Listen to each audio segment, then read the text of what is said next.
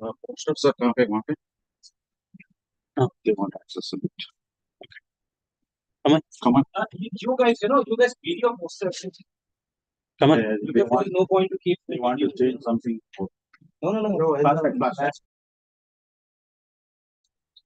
Yeah, but password insert कीजिए जाएगा नहीं नहीं अब डालो भाई हाँ वही तो तुम्हारे साथ रहेगा अभी जब तक नीचे ना जाए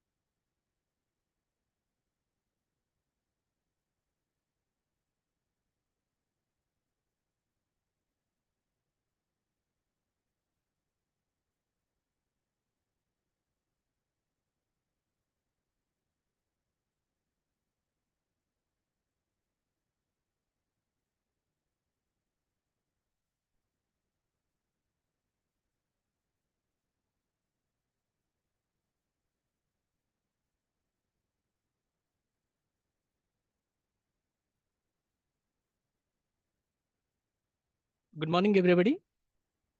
I, on behalf of Center for DNA Fingerprinting and Diagnostics and the National Institute of Animal Biotechnology, welcome you all to this one-day symposium conclave, Student Placement Conclave 2024. This is organized under the Department of Biotechnology, Government of India. Okay. So this is organized under the ambit of iBiotechnology Research Research and Innovation Council, IBRIC. This SPC 2024 aims to bring together senior doctoral students, recruiters, and professionals from diverse industries, academia, and policymakers to facilitate networking and discussion and provide opportunities for placements and career advancements and guidance. The program includes, as you would see in the booklet, flash talks of 2 minutes each by 40 students before lunch and 40 students after lunch. There will be 80 flash talks and followed by 80 posters. The same numbering is followed, the flash talks and the posters and the poster sessions, and there will be invited talks from experts from academia, industry, and policymakers. And there will be an extensive interaction session between students and the invited experts. So I'll just take a minute of a minute because we are running slightly behind schedule to explain what this SPC 2024 aims to. The aim is to promote career opportunities to the students, especially to the senior students. As India's biotechnology and pharmaceutical industry is growing, there are a lot of opportunities for the students, especially in life sciences sector. And as these industries continue to grow, there is an increased need for doctoral students to fill at different levels, either in R&D or in regulatory affairs or clinical trials and other areas. And this SPC 2024 aims to bridge the gap between the industry and the research institutions and the students who are looking for placements in industry.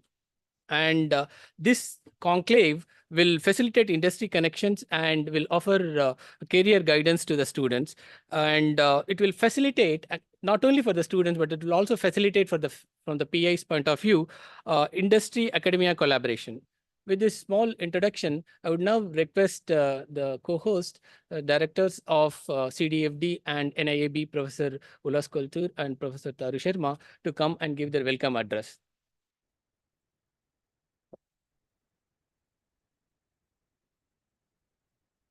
Thanks, Madhu. Good morning to all.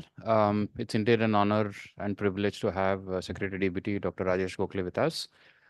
And also, it's really humbling and overwhelming to see all the fellow colleague directors who made to this event. For the students in this audience, that is by itself a statement to indicate that we are very interested and invested in your career paths, and that we take it very seriously to make sure that you do well in your future careers. I believe this is a momentous day for many reasons. For one, I don't think anything like this has happened in the Indian context. This is a unique opportunity to build an ecosystem and, most importantly, involve all the stakeholders of this ecosystem. And the most important stakeholders of this ecosystem are the young researchers. Your ability to interact with the leaders in the field, no matter where they come from. Peer mentoring that you're going to do. That means you're going to listen to each other's talks and see science that is happening across the DBT system is a unique opportunity. I don't think any other scientific organization does this. And this is a vision that Secretary DBT had put forth, and it's a wonderful thing that's happening. Most importantly, this is an event that will help you to nurture your skills, place yourself in the larger context and network. And it's not just good enough to be good. It's also important for you to realize what your limitations and strengths are and overcome all the limitations by cross-mentoring, peer mentoring, and engaging with people. Networking is the key. So in that context, I believe this is indeed a momentous moment for, of course, DBT, but also I believe for the entire Indian science context. This SPC was something that was put forth as an idea by the secretary for the entire IBRIC. Then me and my colleague director, fellow director, Dr. Taru Sharma, said that this has to happen in Hyderabad. Of course, he's going to talk about the genesis of this. And henceforth, this will be held annually every year in Hyderabad. Of course, we'll also try to rotate in other centers because we would like to give opportunities for local industries within each of those cities to also interact with students. But largely it will happen in Hyderabad and it will be co-shared between Cdfd and NIIB. With that, I'll stop because I think we have a lot of people saying a lot of things and I'm sure you're looking forward to this. In the least, but most important, there's a celebration of science. And I don't think there's been any other better opportunity to bring together some of the best students across DBT systems to present science. And for us directors and everyone else, it's an opportunity for us to see the entire spectrum and diversity of science that's happening across DBT. And this platform is definitely going to provide such opportunities henceforth. And just for that simple reason itself, I think this is a very important event. So with that, I'll invite Taru to please say a few words.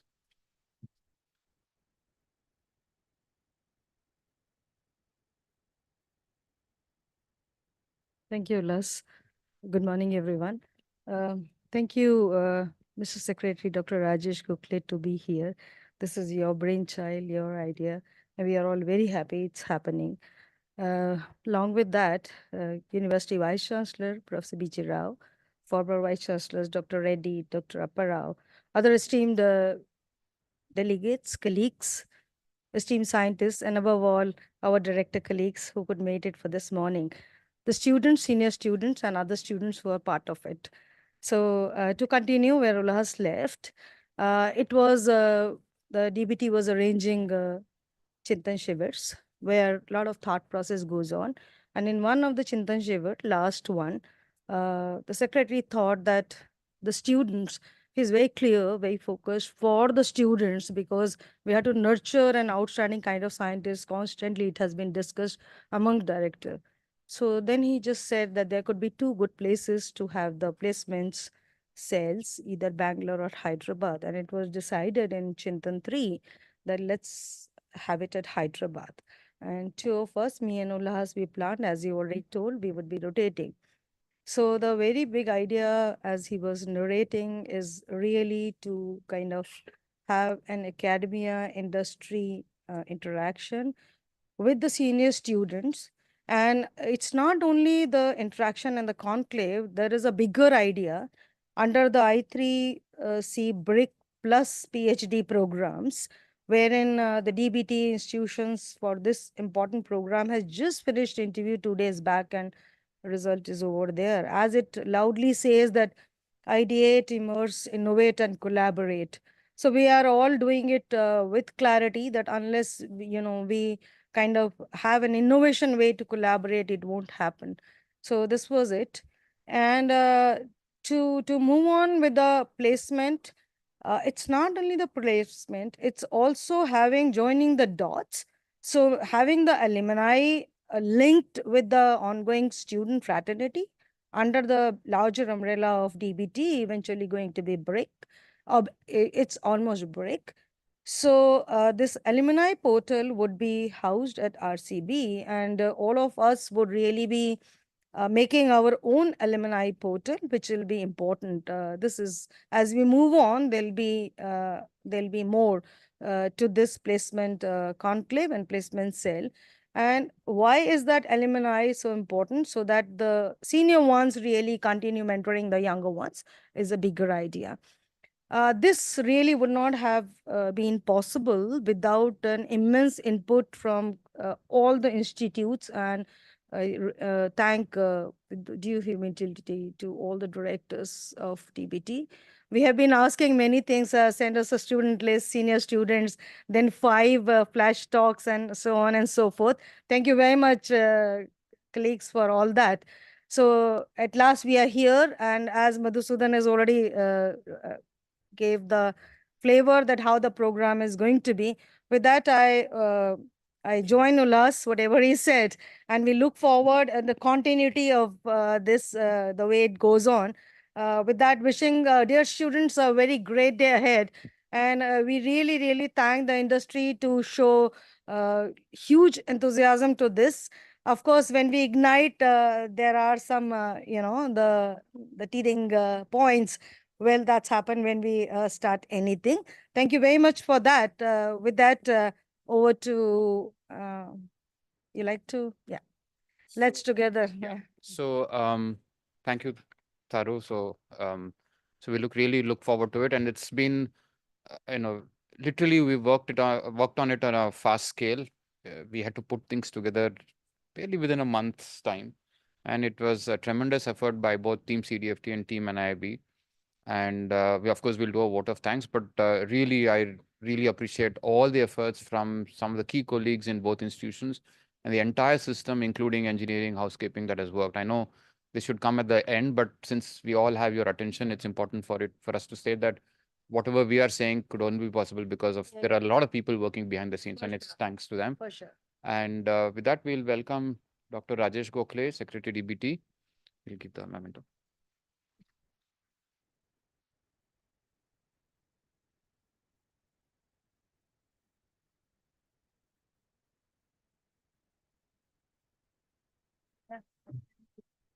Just to give us 2 minutes.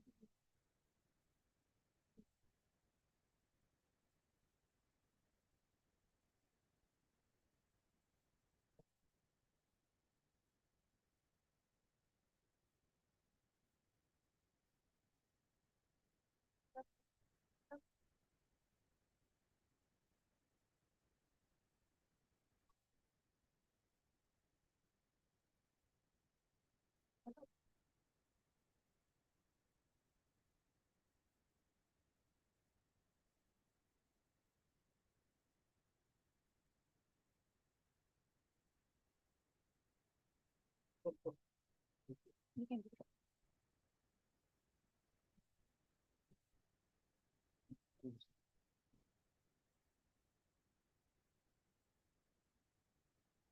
Now, it's my honor to welcome Dr. Rajesh Gokhale, the Director General BRIC and Secretary Department of Biotechnology. Dr. Gokhale did his PhD from Indian Institute of Science, after which he moved to West Coast, US for his postdoctoral studies.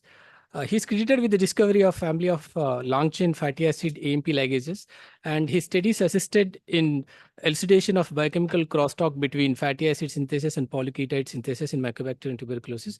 Before becoming the secretary, he was also previously the director of IGIB in Delhi from 2009 to 2016. He is a recipient of several awards, including Shanti Swarup Bhatnagar Award, and he is a member of all the science academies in India. With this short introduction, I would request Professor Rajesh Gokhale to give his opening talk.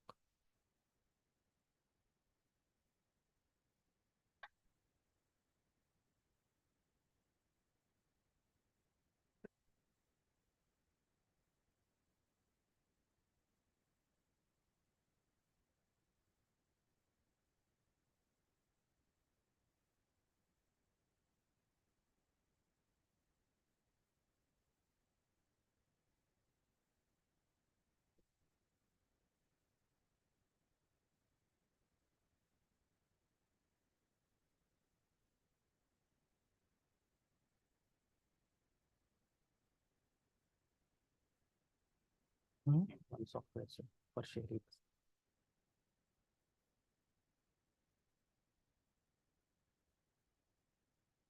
Namaskar and very good morning to all of you. Thank you very much for all of you joining here today, for folks from academia, industry, and dear students and postdoctoral fellows, actually. I think it's indeed a very momentous occasion, as both the directors have just elucidated about it. I think we have the whole challenge in government from a point of view is actually to how to create India that is actually of a very different size, very different kind of very different caliber is the real motivation of all of us to be able to, do what we are doing in our lives and careers, actually. And I think from that perspective, the most critical component actually is really those PhD students who are going to be the innovators for the future of this country for next 25 years to come, actually. At the same time, the industry folks and fraternities actually are the people who are going to make this happen along with academics and bringing together an environment that actually is really creative enough to make sustainable and unstoppable kind of what I call activities that are going to take India to what is our Honorable Prime Minister talks about Viksit Bharat. I think very often the academicians are very much disconnected with the real world, actually.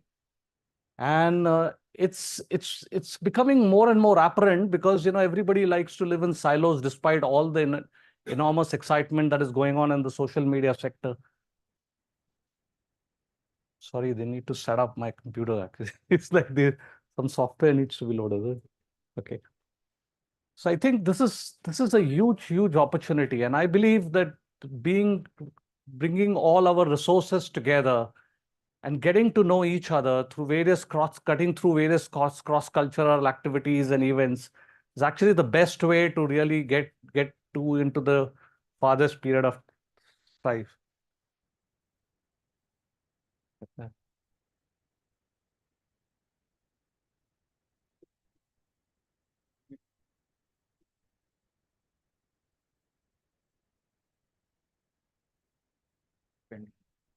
Yeah, just it's done. It's done.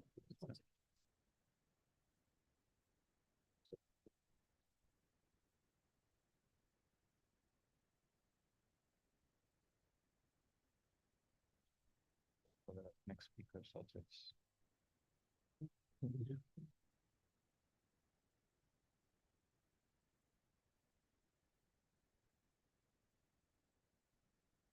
I think they should have put it on. Yeah.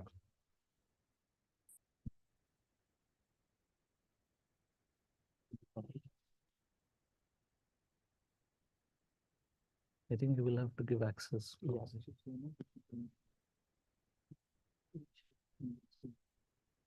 Yes, if you have unplug, no? No. It's possible.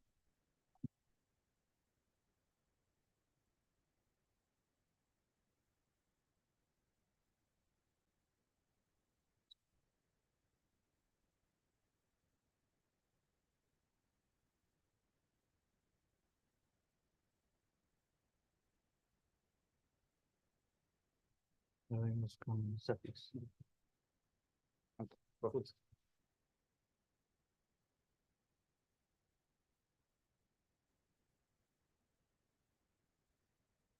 Okay, great. After that technological glitch takes a little bit of. But anyway, what I've been trying to say is the real critical ways in which how we are going to progress ahead cannot happen without each and every stakeholder participating in the excitement of this journey, what India is looking after of it. And that's why, one of the aspects that we have been discussing, and thank you very much for, saying that this was my brainchild, but it's really a Chintan Shivir activity where we all sit together, think and decide and come up with plans of how we can be the game changer for this country's progress. And as I've been saying, for very long, the academic systems have been very much disconnected with government because they really believe that the government's role has to be independent of academician. In fact, believe me, innovators and the technocrats are the only one who kind of decide and create future of the country. And unless they get aligned in the right ecosystem, you will never ever have an opportunity to really make it big in any possible ways in whatever areas that you want to look at.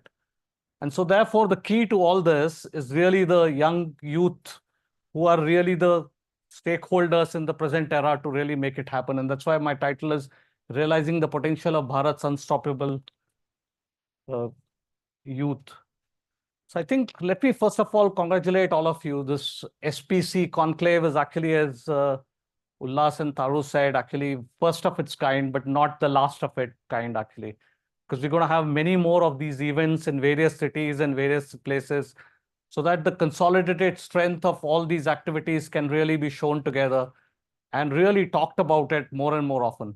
So in fact, this time the BRIC Cdfd and BRIC NIIB has taken up the lead. And I think thank you very much, both of you, for taking this wonderful opportunity ahead.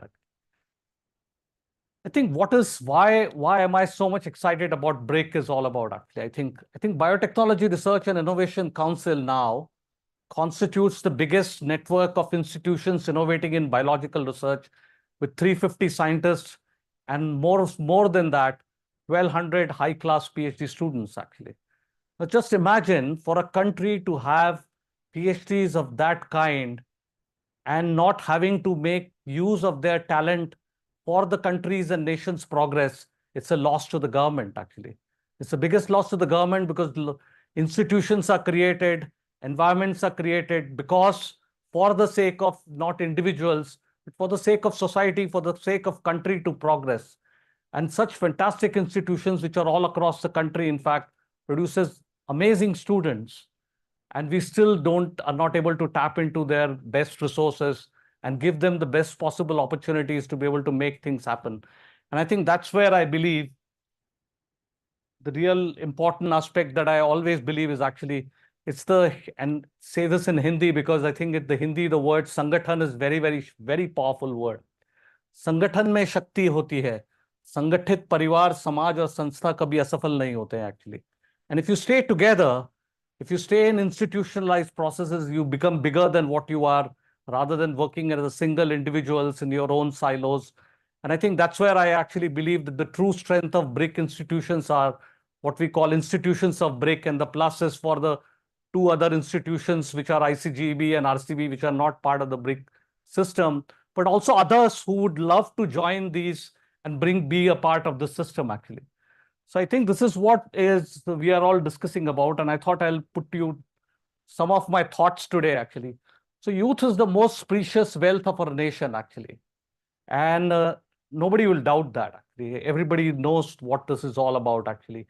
How to make it happen, and how to make it creative enough for them to actually live in India, make it big in India, and also make bigger and bigger things in Indian perspective actually.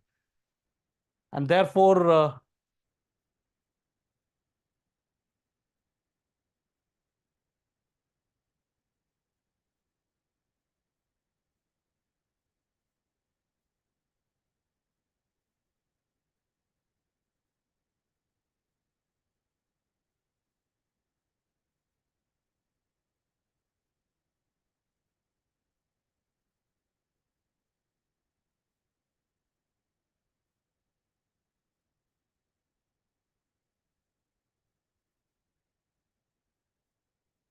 too many complicated systems. You want to get everything going. It's like,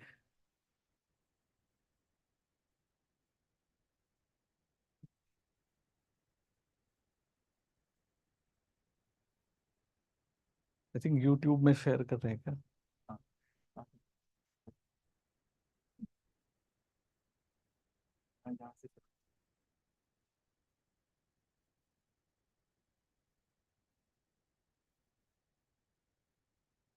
I think as what we are trying to do right now, I think it's not full screen there.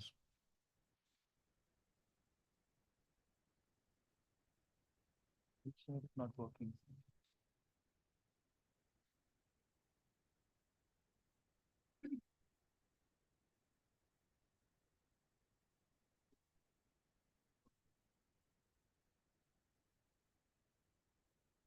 Okay, so I think young minds with big plans. And I think one of the aspects that what we get lost during PhD time is that we get very, very very deep in our own areas and our own zones. And constantly over last 4 to 5 years, whatever we do, we kind of go more in depth and start to lose the breadth and the width of what we are actually able to do. And I think how to be able to handle that kind of complexity of life is what we are trying to think through and come up with plans and ideas actually. So really, as I said, nations' youth can only transform and achieve Viksit Bharat potential. We can all talk about it, but only if innovators and technocrats and scientists can contribute to these things, then only these things will happen actually. And the only perspective is, can we provide challenging enough opportunities for people to really try and work for transform the country's future actually? Why do you think, why do I think the youths are real special actually, and why country in fact wants to invest into them in variety of ways? I think critical thinkers, the capacity to identify existing challenges and find solutions right now. If you really look at and try and understand the psychology of our country's progress, in 60s, 70s, and 80s, the country was all in terms of its deficient actually. There are several poverty existing. People were living in an era, people like, we were born in an era when, getting milk from a milk booth used to be a big challenge actually. Now it's not the same kind. I mean, there is a very different culture. There was a very different environment. This generation is brought where the food is there.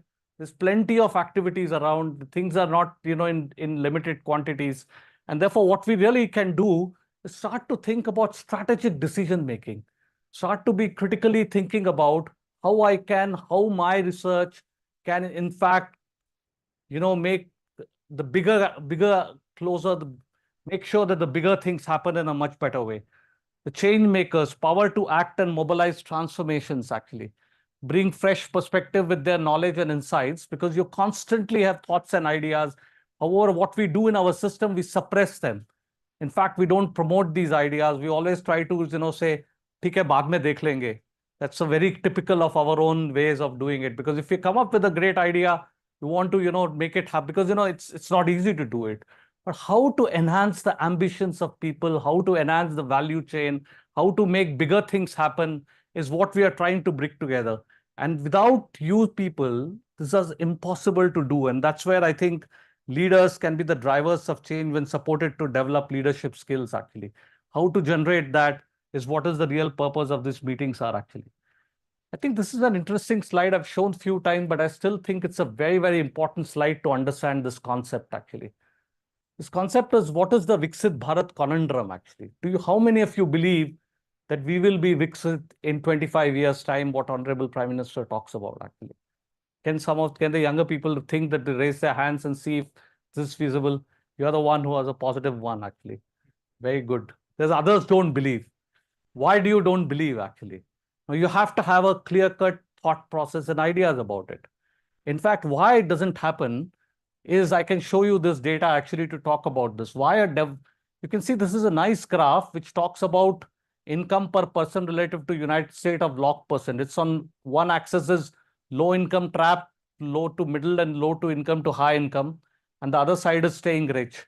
And you can see how many countries are in the staying rich zone actually. Qatar, UAE, Norway. And if you think that the GDP is one of the most important things, because economic cycles drive many activities. If you look at where India is there, it's in the middle income trap actually. Now this middle income trap is why a developing country with a fast growing economy finds it difficult to eventually break into the ranks of rich nations actually. Now this is a concept which is like very, very pervasive across the countries, across the world for a variety of reasons. And you can see this is the way what has happened. Many promising economies have become ensnared in middle income mediocrity. Of 101 middle income economies, only 13 have become high income since last 25 years actually. So the reason for this is because every quadrant you move, if you continue to do the same things, it continues to actually behave in a very different, you cannot cross the barriers actually. From this quadrant, India has now come from low to middle to LMIC country, middle income. Now from middle income to go to the high income rich area or any part of life, if you do the same things, what you have been doing in the past, you again go back into a trap. In fact, this is a wonderful trap for institutions or even for individuals actually. And this is what is called a concept given by World Bank officials long time back. And I think it's a very important perspective to understand. So how does India can escape this trap? And I think this is what should be the perspective about it. One is that the technologically empowered India can escape this trap. If we use technology in every aspect of your life, how many of you ever thought that UPI-based system can be India's world-leading systems, actually? Many of us never believe this, that what India can transform. It has, if you really look at what we do, we not only, communicate, but we do financial transactions through this in a seamless way, in a 1 billion people who are able to use it right now. So how transformative technologies can be by a simple barcode or a barcode-like system, actually, which allows you to take up these activities. And that's where I think the applications of science and application of technological perspective can change it. And again, as I said, the different trajectories are needed to leapfrog each quadrant, actually. If you continue to do what you have been doing in the past, you can never escape some aspect of lives, actually. And that's where our institutions have to understand, and that's where our individuals also need to understand. And I think as we debate about this, we can become a much better systems. So as I'm asking this question, why do we need BRIC? And I think I want to give you this perspective, actually. All institutions in the country were set up for three main reasons, actually. For example, you're at Cdfd today. If you go back and read it, what is the mandate of an institution? It talks about pursuit of knowledge, creating infrastructure, and capacity building. And that's what was about independent India taking up S&T leadership is about. And it always these three. Almost every institutions, actually, including universities and institutions, are all about this. What we are looking at in the 21st century landscape is that science and technology innovation to be the critical driver of societal and economic development. Now, can you imagine what we're talking about? On one side, we're talking about creating people. On the other side, we're talking about creating value in both economic and societal being and be the catalyst of change. Now, many of you who've been faculties here will think, how can we do that? How can I contribute to the lives of people who are sitting outside this campus and being able to, imagine that there is a better life for them? And that is the real power. And this can only happen when we completely change our institutions into a mechanism that is far more forward-looking, far more different than what it is all about, actually. And I think that's where BRIC is trying to progress in that direction. And I think that is what I continue to argue and discuss about, that the whole idea of BRIC Plus is to galvanize unified research activities. Every scientist in his or her own lab have a program that continues for 25 years, actually. However, it's a linear program, and you continue to think that in 20 years, I will achieve, say, a drug, a vaccine, or something that will be substantially. Now, if that is the timeline that we talk about, how can 25 years we can change the country, actually? So how do we really come out of this trap? And one of the ways to come out of this trap is, rather than doing a longitudinal activity, you actually do it cross-sectional activity. People having expertise across cross-sections of people come together and create values such that you can then create one value which includes not only individuals, not only labs, but industries, various people from university systems, actually. And therefore, this concept of galvanizing unified research is what we're talking about, actually. And I think really all of you, I can tell you that every single young mind whose futuristic innovations wants to create value for a futuristic society, actually. And I think that's where our real excitement is about, actually.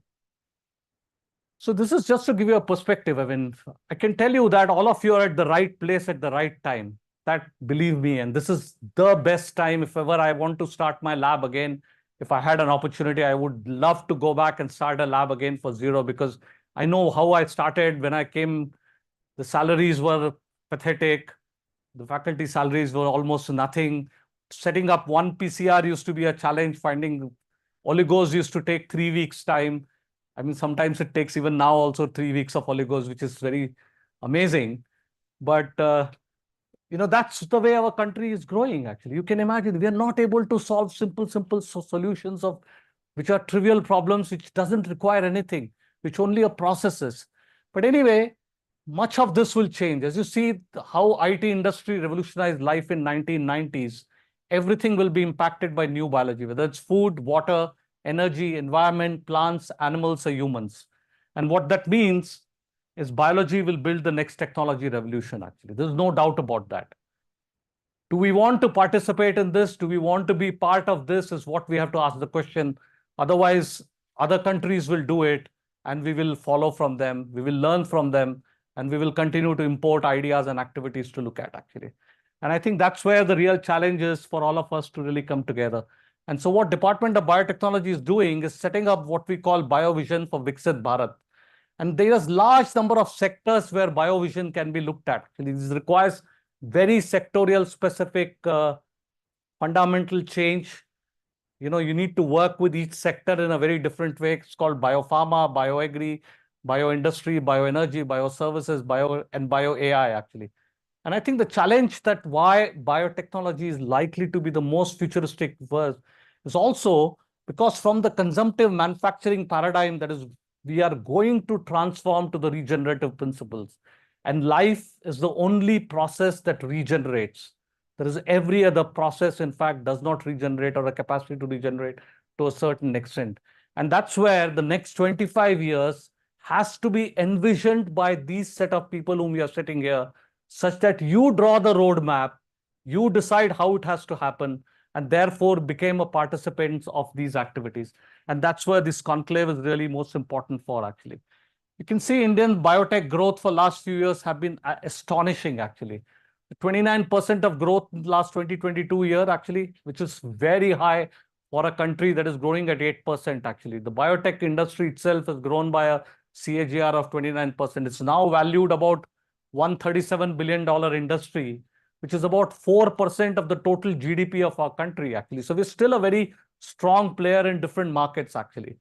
And what we are likely to do is we are likely to be the $3 trillion economy, which is our present economy. And our plan is to really become 3 trillion by 2047, such that the bioeconomy is at least 10% of the 10 to 15% of the total economy of the country. So how do we really go about doing it, actually? And you can look at various sectors, and bioindustrial sector is one of the biggest one. Biopharma is the next big, and I think bioagri is the one that is going to catch up very, very soon, actually. But you will soon see that very many things will change in the next 25 years. That is not very easy to imagine if you continue to think within your lab and only think about my problem and not about the bigger problems of life. And that's where my interest for all of you, actually. So how is DBT trying to create these? And the biggest challenge of all of these is to harmonize what I call connections and fostering meaningful networks in different kinds of things, actually. So DBT very early on thought through and came up with this BIRAC, which is basically an enabling ecosystem for industrial development and entrepreneurship, actually. Again, it's been one of the transformative institutions in the country by which all the startup industry, and we used to have in 2014 when the BIRAC started, in India, the biotech industry were about 80 to 200 industries existed, actually, in 2014 now. And now we have about 6,000 to 8,000 startups all across the country in various incubators, which are bioincubators, hundreds of incubators that are present where it actually works. And you can see how institutionalizing and creating these kind of places really creates tremendous amount of value for the future. As I've already talked about BRIC in 2023, it has happened now already there. The whole idea is to enhance and implement the transformative power of S&T for benefit of all, actually. And again, we need to think through how do we really make it beneficial for each one of them who are sitting here. What we're going to do now is already announced in the budget item, actually called Mulankur Bioenablers. So the real challenge is to really scale up the technology what is developed in the lab. Now, how do we do this? And that's what we call biomanufacturing and biofoundry initiative, actually, which is going to be set up. And finally, our real idea is also now in 2025, our plan is to really set up bioscience innovation parks. And I will show you an example where the innovation parks is a place where all the R&D ecosystem, various systems of all the stakeholders who are all sitting here can all work together on a single place to be able to set up and make sure that what we do is for the future of our country. So therefore, what government is trying to do is come up with a plan of biomanufacturing, actually. And obviously, all of you understand that one of the biggest challenge right now is of climate change, unsustainable material consumption, and the waste generation. And these three will become the backbone of every technological industry to look at, even starting from IT industry, actually, believe me. The LLM models that people talk about actually are large LLM models, large language model, even though it is only energy capacity, but it uses enormous amount of power and energy for one single query of ChatGPT to be understood and identified, actually. So these are all tremendously challenging areas, how innovations can come in and make sure these activities can be quite transformative. So what do we want to do, actually? What we want to do is we want to leverage living systems. We want to sustainable manufacturing practices, reduce environmental impact, and support innovations in various aspects of it, actually. And I think obviously the key to biotechnology is that it has an engineering flexible designs. It can claim resources from waste, and the effective in situ utilization of material will become the key perspective. So for example, oil to O2C industry, I don't know how many of you know this actually, but O2C market, how many of you really understand how does a biorefinery work actually? It's something that is very amazing to think of. How does the petroleum crude oil industry through the cracking method produce gasoline and various kinds of diesels and other oils? But what it also produces is large number of precursors. And these precursors provides to every single chemical industry to make materials that we all look at, we are all holding on to it in our hands, or every single aspect of it. And these are very, very transformative technologies in future where biological systems will provide the basis of producing these activities. However, how we'll go about doing it is going to be the most critical. And therefore, this is what is being planned right now. And I think you'll hear from more about this soon. I'll just end my slide by talking to you how innovation parks are being planned, actually. The whole idea really is, can the research institutions where ideation and capacity building infrastructure and the bio incubators like startups that do focused innovations, how do we convert them into an exit route, or how do you create it into a much bigger value? And by doing this, what we want to do is set up industrial R&D centers at our institutions where large number of institutions exist in every part of the country. And I think what in the internationally also it's called triple helix model, and the tripartite bond cemented by government always is a very, very powerful model for governmental system to look at. In fact, some of you must have seen some similar models, not completely exactly identical. For example, Biopolis Singapore, Oxford Innovations, or Mass Bio, or Leiden Bioscience Park, which are all the very, very standard places actually have employed this.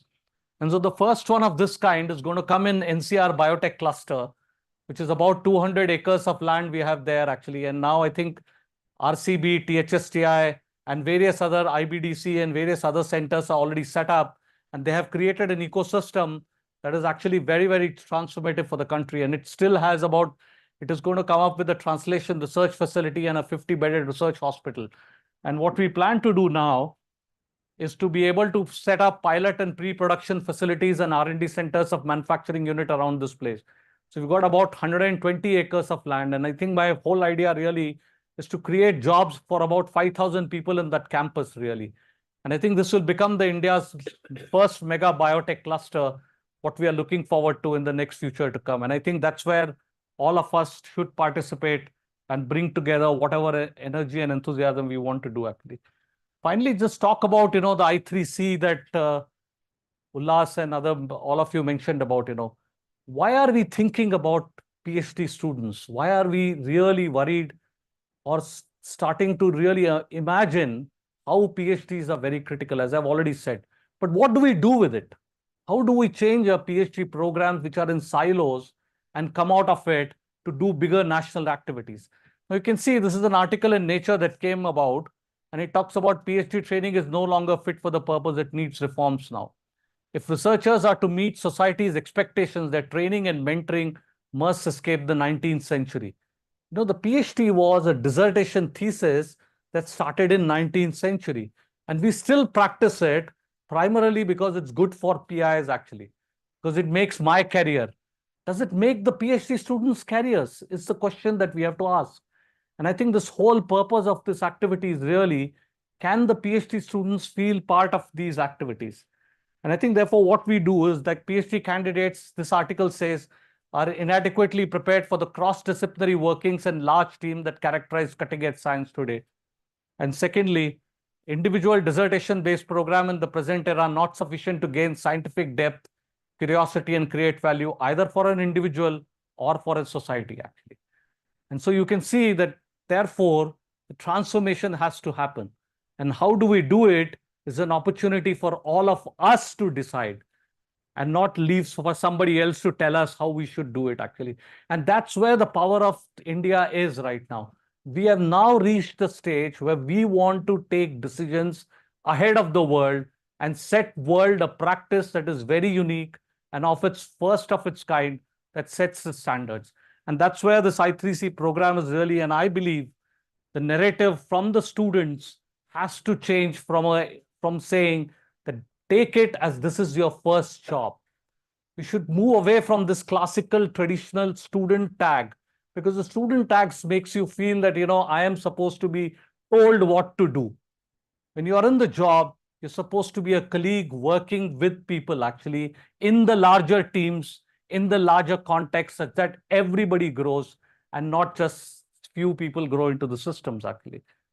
And I think you can see this program, it's been fairly successful, and our RCB has been taking lead with all the directors here, actually doing fantastic activity. In fact, the first round of interviews happened yesterday, and I think so it allows you to join across any of these institutions across the country, actually. And that's the strength of bringing people together. And the whole idea really is that what we believe is a structural reset for PhD, breaking away from isolated research efforts and making PhD research impactful, enriching immersion program for imparting experiential learning with fellowship. So in fact, we have a component where you will go out of your lab in the fields and not in the labs, actually, and learn from people where the need is. Try and understand simple things of life. And you're going to be paid a fellowship for that, to be able to do a separate fellowship for that activity, actually. And I believe this is transformative for younger generation of people to be able to develop their skills of questioning, actually. So really, there are lots of benefits of joining this program, and I don't have to go about it. But really, the challenge for me is the problem-solving approach to fuel innovation-led growth has to happen through BRIC, actually. And that's where our real challenge is. How can we create, rather than project-based PhDs, the problem-based PhDs that network institutions, that network PIs, that network students, and therefore the thesis, in fact, can be a combination of other people, fellow students' work. It need not only be an individual work, actually. It actually talks about individual work, but talks about in a group. And this group of activities will empower each and every individual to make bigger things in their lives and future to come. Finally, this is like a Twitter graph that I find it very interesting and useful, actually, and which talks about from the comfort to growth zone, actually. And I think since I've already taken time, I won't go into detail of it, but you can, I think, on Twitter, if you look at Adam Danyal, I think it's a fairly popular concentric circles. And we all work in a comfort zone circles where we control, safe, relax. Koi to batayega, kuch to main karunga. Everybody thinks somebody else is going to tell me something what to do, rather than everybody taking it on their own. And finally, the zones has to change. And as I always said, if the trajectories don't change, you're never going to change from your own life and careers, actually. Keep those trajectory change in your hands and not in somebody's hands, actually. And that's the most critical message that I have to leave. Finally, there is one parable that I read, and I had just used it in recent talk, but I would like you to read about it. I think it's a rather very interesting and very deep thinking about it in this parable, actually. It's written by Wayne Dyer, and it's about two twins in the mother womb and having a conversation, actually. And you can see this is in a mother womb were two babies. One asked the other, do you believe in life after delivery? The other replied, why? Of course, there has to be something after delivery. Maybe we are here to prepare ourselves for what we will be later. Nonsense, said the first. There is no life after delivery. What kind of life that would be, actually? And see how difficult it is to imagine outside your comfort zones, actually. It's very easy to think about your own space and think that this is what it is. The second said, I don't know, but there'll be more light than here. Maybe we'll walk with our legs and eat from our mouths. Maybe we'll have other senses that we can't understand now. The first replied, that is absurd. Walking is impossible and eating with our mouths, ridiculous. The umbilical cord supplies nutrition and everything we need, but the umbilical cord is so short, life after delivery is logically excluded, actually. Again, the second insisted, well, I think there is something and maybe it's different than it is here. Maybe we won't need this physical cord anymore. The first replied, nonsense, and moreover, there is life. Then why has no one ever come back from there, actually?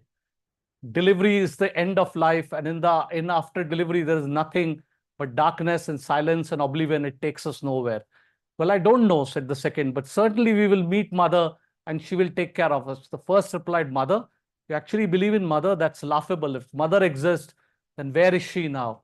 The second said, she's all around us. We are surrounded by her. We are of her. It is in her that we live. Without her, this world could not exist, said the first. Well, I don't see her, so it's only logical that she doesn't exist. To which the second replied, sometimes when you are in the silence and you can focus, you really listen, you can perceive her presence and you can hear her loving voice and calling from above. I think it's a rather very, very deep thoughts, actually, what talks about. I think it's also connected with what I really believe. What we really, as a scientific community, really need to think about is to practice to perceive the unseen prospects. And that's where there's only one hand in the entire auditorium who thinks that India can be a Viksit Bharat, actually. Believe me, it's true and it's going to be a real thing. Thank you.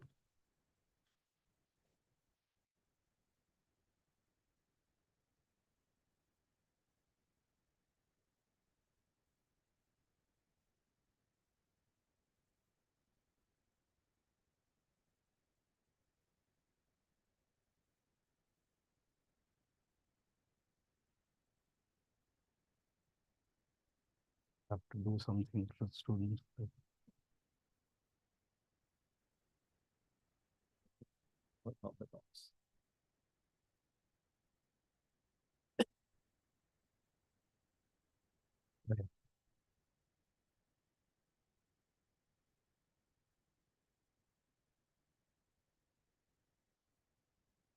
Thank you, Dr. Gokhale, for your excellent talk and giving the idea towards Viksit Bharat and future programs of DBT in the pursuit of Viksit Bharat during this Amrit Kal. Now, we will start the session 1, for which I would like to invite Professor B.J. Rao, Vice Chancellor, University of Hyderabad. Professor B.J. Rao previously was a professor at TFR, and after that he was Dean at ICER Tirupati. He was head of Laboratory of Mechanism of Genome Dynamics and Cellular Adaptations at TFR. And he did his PhD from IISc and his postdoctoral research at Yale Medical School. With this short introduction, I would invite Professor B.J. Rao to come.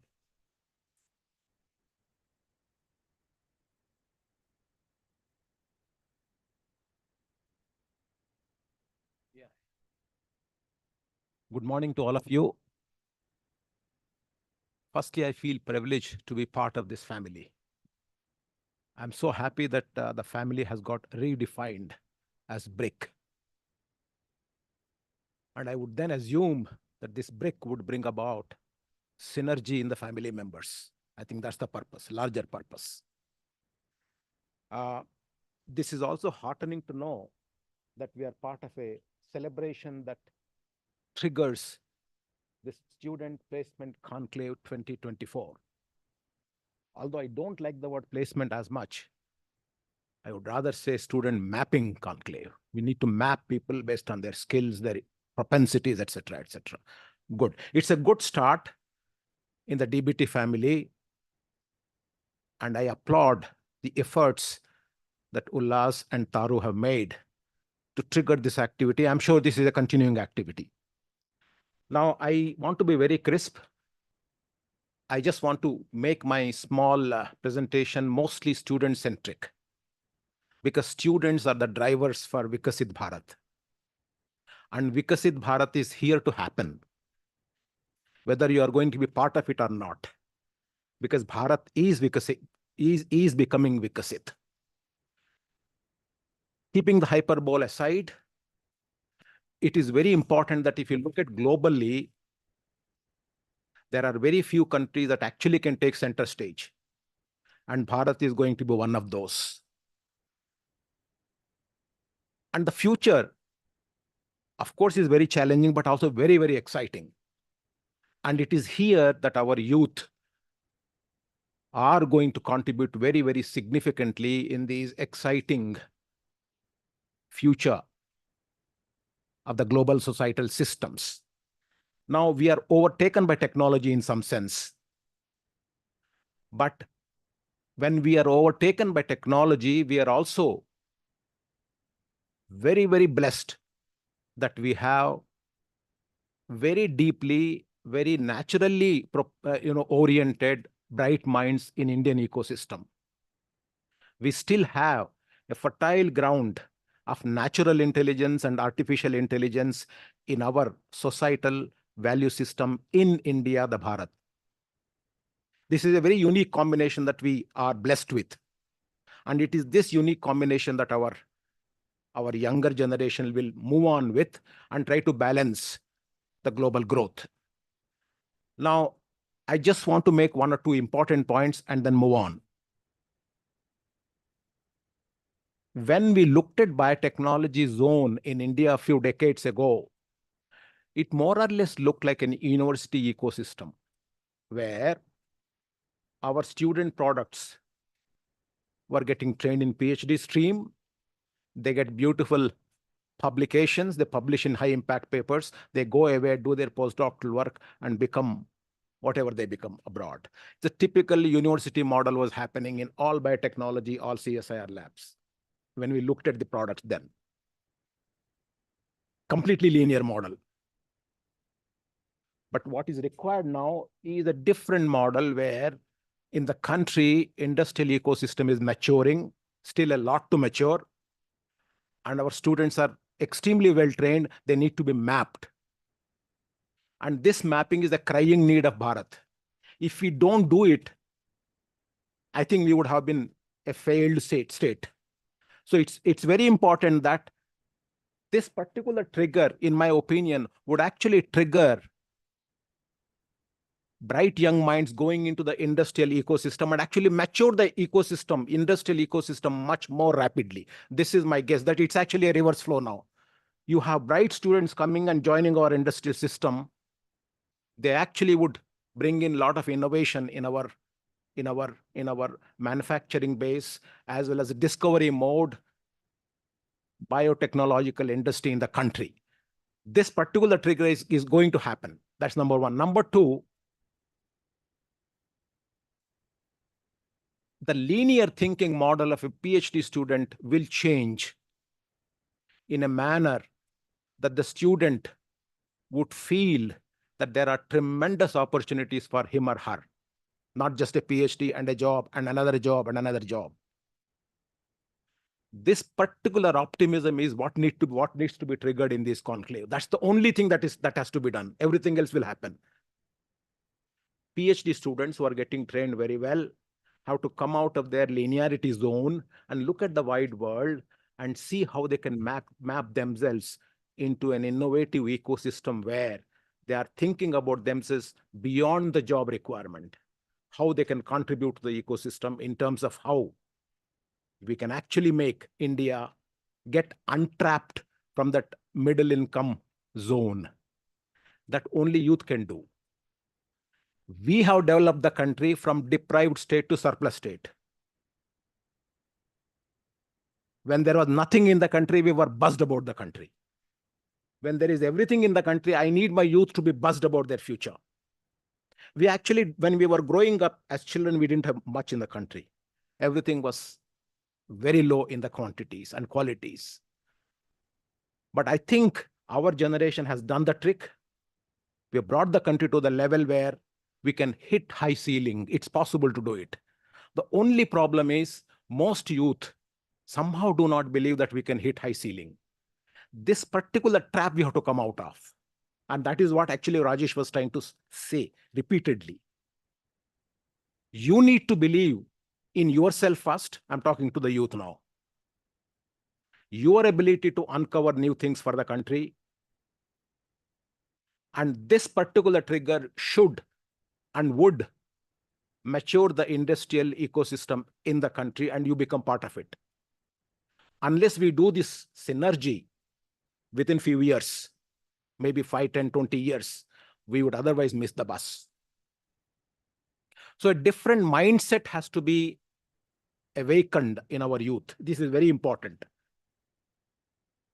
Just throw away your mindset where you think of your publication, and next career, all that is over. There are tremendous opportunities for you in India and outside India. Just bring about that mindset change. That's a transformative change that you have to do from within. It's all do-it-yourself exercise. Completely do-it-yourself exercise. So you have to do it, and our youth will do it. And maybe not the youth sitting here. There are youth in the country who are buzzed about the country. Who don't have facilities to work on, but they're actually quite buzzed. So maybe they will come and do it also. So there are a lot of unsung heroes in the system, which I think will get triggered into doing things in India, for India. And when that happens, I think India will be for global growth also. So the lingo has to change. Our mindset has to change and will change. These are the trigger points. And I would assume that DBT will continue to provide such trigger points. All of us, in fact, when he was presenting his model, I was thinking of an equivalent model for a university system. Imagine that happening in at least some fraction of the university ecosystem. I think we'll see a sea change. All of us have to spend a few minutes every day just thinking about ourselves and the country. Just go into a dark room, spend a few minutes, half hour. Just think how you can contribute to the country.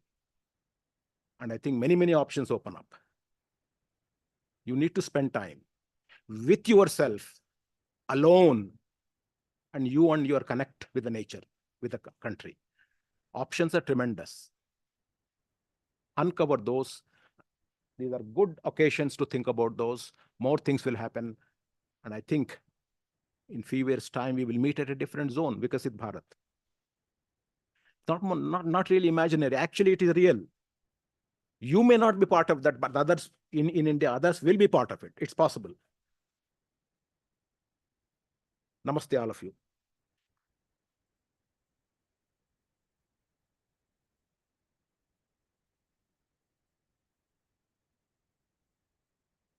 I'd request Professor Vijarov to come onto the dais.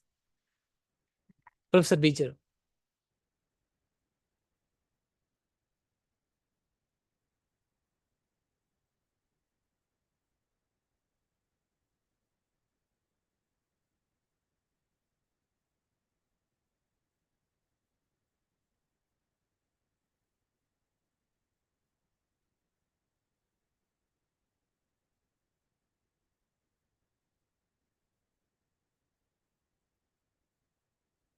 Thank you, Professor Vijarov, for your excellent talk. Now we'll move to the second talk in the session 1. As I was mentioning in the initial stage that India's biotechnology and pharmaceutical industries are expanding rapidly. And this rapidly increasing industry would need doctoral graduate to fill various roles in research and development, regulatory roles, and clinical trials and other areas. And India's burgeoning biotechnology and life sciences industries with a growing demand for skilled professionals. So this conclave would provide a platform for students to interact with potential employers, explore job opportunities, and secure placements in reputed companies. In tune with that, we have a very esteemed guest, Professor Dr. Krishna M. Ella. He is the executive chairman of Bharat Biotech International Limited, which is incorporated in 1996. Dr. Ella earned his PhD from University of Wisconsin, Madison. He is a research scientist in molecular biology. And under Dr. Krishna Ella's leadership, Bharat Biotech has grown to become a global leader in innovative vaccine. He is a serial entrepreneur with a passion for innovative ideas. Dr. Krishna Ella is on the Scientific Advisory Committee to the Union Cabinet, CSIR Governing Council, CCMB Governing Council, Research Council for CSIR Laboratories. With this small introduction, I will ask Professor Dr. Krishna Ella to... All Indian, 1.4 billion people are Indian politicians. And somewhere the political genes is there in everybody, praising and criticizing. All are there in our genes. I think there's a problem with our Indians. We talk too much. Okay, I think, okay. And no, thanks for the introduction. I'm not criticizing you. I'm talking overall the culture of us as a country. Okay. I think I'm really grateful to, you know, the Ullas called me, sent a message. Did Gokhale called you? I said, no, he doesn't have to call me. And then he said, no, he wants you to come. I said, if he says, I'm coming. That's all, nothing else for me. I don't know anything about this meeting, okay, honestly. And then Madam Tharu Sarma, I don't know where she is hiding there. She said, you have to come. This is my order. And, you know, actually, Indian woman is more stronger than an American woman. That much I can tell you honestly. Okay, you all know it at home also, what happens. Okay, so I think leave apart that. I'll tell you, I mean, I don't want to give a philosophical lecture or anything. I think I'm really grateful. At least Gokhale started this concept. We should have started 10 years back. It was late. So at least he started that concept right now. And I think Dr. Rao, University of Hyderabad, is also transforming. And one thing you have to remember, all the young kids here, every policymaker sincerely interested to change. But our change is very difficult in this country. It's like an elephant. It goes very slow. Not like China, where the tiger moves fast. Okay, it can cannibalize anything and move on. But here, we have too much democratic and too many criticism, too many things, but still carry forward the ideas. I'll tell you a few examples which students can understand in simple language. One, and I want to give a skill set of one country. And another one is a policy decision of another country. And third, the how in academic research is a truly, where I had 2 weeks back, I was in the University of Wisconsin, Madison. A professor of biochemistry was talking to me, have a dinner with him. And then what the conversation led and how that leads to different ideas of industrial thinking. I'll tell you these 3 points. So that's the bullet points. Number one, I went with, with one of the Union Cabinet minister, one country, I don't want to name them. And our flight was missed. We reached in one university at the 10:45, 11 p.m. When we reached 11 p.m., I thought the university would be shut down. They said, no, we are open. At 11 p.m., students were, they were all working in the lab. We were shocked, number one. Then I thought a lot of students are working in the lab bench. Then I said, is it a PhD student? Because only PhD students will do the donkey job. All those things. Or a postdoc. No, they're all master students. I was shocked. How a master student is working in a lab at 11 p.m. Because they're very relevant to India for us, actually, to be looking at it.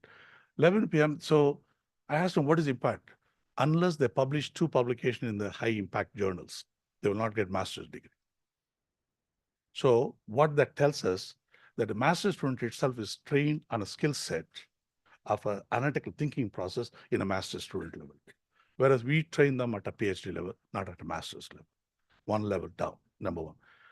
And then leave apart that, next come to some of the ministers and all sitting, and we were trying to understand what their policy decision of the country is for biotechnology.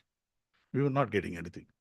After that, the white wine, red rice wine, and is rat wine, is almost like a hard liquor. So you drink all those things on 10 bottles, 10 scotch, and then you come out the truth, what it comes out. And one guy was talking in University, he's a graduate from University of Michigan. He was not talking, but he spoke one simple, what is your policy decision? I said, we have a simple policy decision. Our policy decision, one policy was to copy what Americans had, 2010 to 15. Then what is your next policy decision? We give only innovation, and we don't give any R&D funding to anybody who is not innovative. Simple. 5 years, one strategy, 5 years, another strategy. Simple strategy. Nothing, no books, and all, no planning, no much discussion, all those, nothing happened. Simple decisions. And then we asked them, how that you recruited faculty? We asked a simple question on we knew that we missed a chemical revolution to India, but we don't miss the biological revolution as a country. So we took a strategic decision. We'll identify the field that we want to be a leader in the world. They identified some field. They said we went and behind what faculty to be recruited, not what they published in US or Europe. What they published is not appropriate.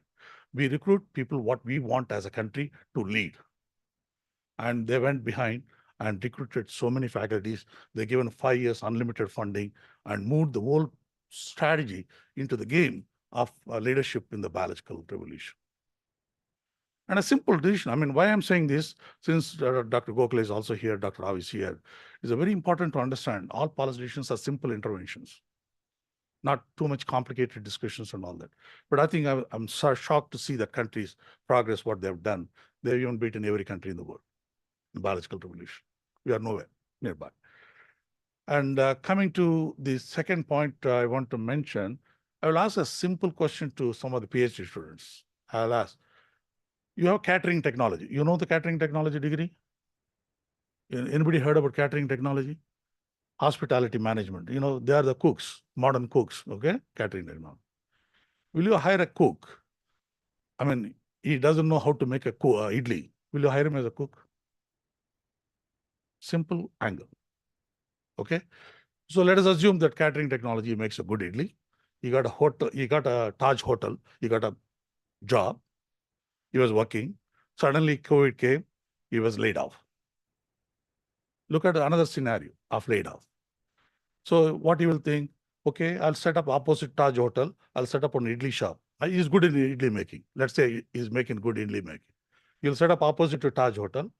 You'll make a small idli shop. You'll sell 1 rupee idli or 2 rupees idli, whatever it is. Still, you'll succeed as an entrepreneur. Just one skill set. So bottom line in any life sciences is a skill set is a very crucial, not the degree.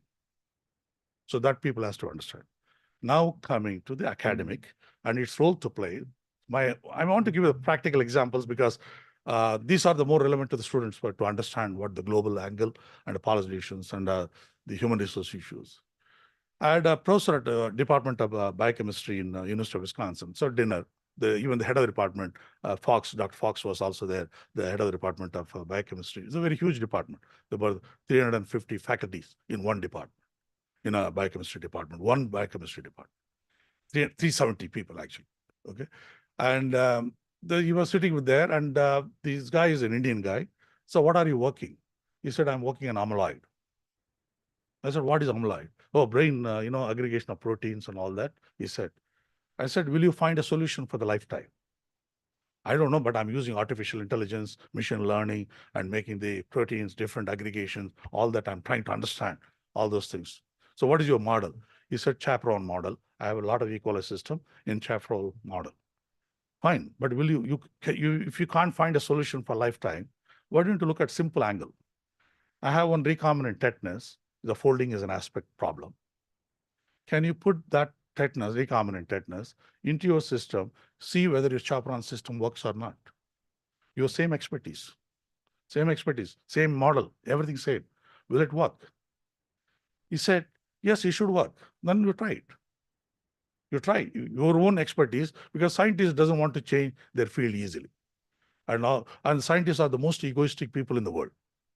Okay, they feel that they are intelligent, they are Nobel laureate deserves, and everything, they feel I'm above than industry fellows or all those things. Okay, so I think, he said he got excited. So my message here, in academic with your own background, you can find your own skill set, your knowledge, how to change a little bit gear to solve some of the society problem. Nothing changed. He's working still in amyloid, he's still working in artificial intelligence, machine learning, and then working on the protein aggregations and all that. Nothing changed because we also have in vaccine field, aggregation is a major problem. When you have expressing CHO cell line, at 5 grams, 10 grams protein per liter, The most important, the cell system chooses to make them aggregated. Okay, and some people have done a chaperone system, put them in CHO cell line, and to make that so the less aggregation of that protein. So having said that, you look at it, how small academic thinking, the whole expertise of that can be moved a little bit direction and solve. And I told him, if you solve this chaperone system can solve this problem, then you hit the big one. You are on the right track. You could solve a lot of protein folding problems, whether insulin, a lot of other protein folding, streptokinase, urokinase. There's so many protein, even TPA. TPA is also one of the problems, aggregation of the protein when you express in the cell line system. It solves major problems.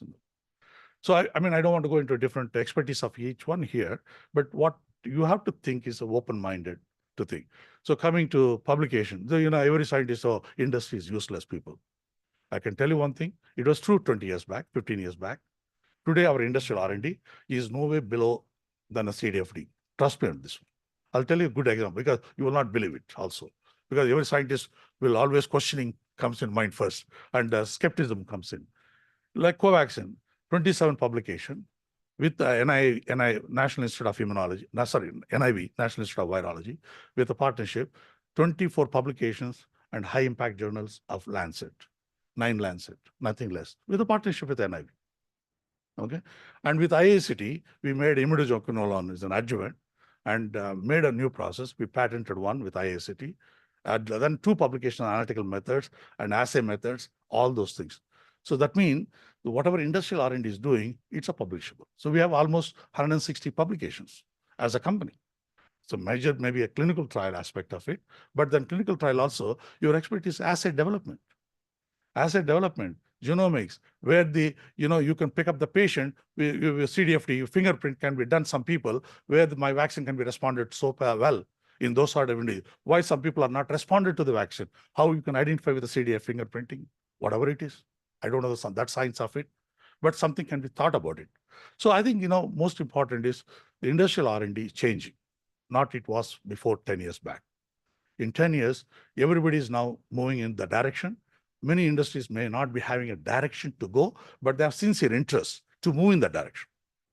So what they need is a comfort from academic that they don't take money from you and then do some other project. And I've seen that also in the systems in the company. They want the industry money, take it, and then do other project what they like it, which is not good. Which is not good. Make a success story, one success story. Even if it's failure, doesn't matter. Kill it, the project within a year. We continue 3 years project means we want to drag the 3 years. I'm a NIST chairman in Trivandrum and CSIR Accounting Council. I tell them, don't work for 3 years project for 3 years purpose. You're killing the innovation of the world. You're losing the great opportunity. If 3 years, you can do it in 6 months, complete it, close the project. No, we lose the funding. Lose the fund. Lose the fund. Get on to some other idea. You will create a success. You'll move, even your students will get excited. All that can happen. So I think, there's a great opportunity in industry. Please don't look at industry R&D is a very low level. Okay. We may not be the same what we are CDFD is doing or CCMB is doing, but we have different applied aspect of it. What is relevance to the people? That's all.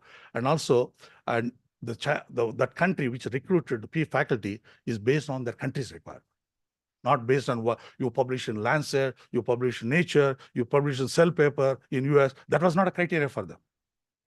They choose what they want that country to do it, and they went behind recruiting the faculties. That specialty. That's how they took the lead. So I think I'll leave it apart. I think I'm in the panel discussion. I'll answer any students, any questions. Thank you very much for Ulas, Tara Sharma, giving me the opportunity to be here. And then glad could meet Gokhale and Dr. Rao. Thank you.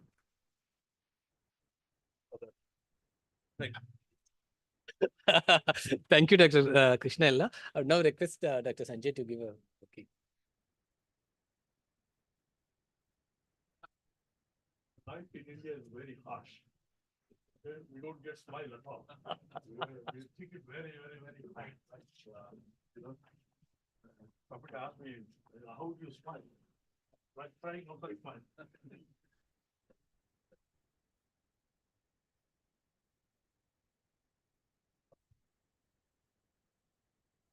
Yeah. As we move to the next speaker is Dr. Rashna Tripathi. She's presently the CEO of Huel Life Sciences. Rachna did her PhD at CCMB, where we overlapped during our PhD days. And she's an example how a PhD student, after completion of PhD, she has gone into industry and then successfully established her company. Now we will learn more about it from Dr. Rachna Tripathi.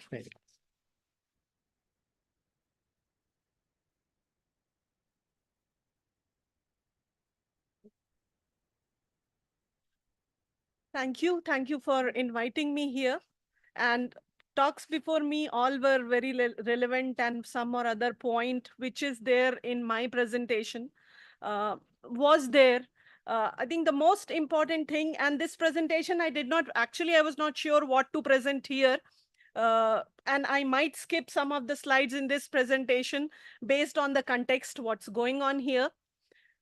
The most important thing I feel if all of you don't know, first let me introduce. I'm Rachna Tripathi. I did my PhD from CCMB. And after that, I did not do any postdoc and started my entrepreneurial journey.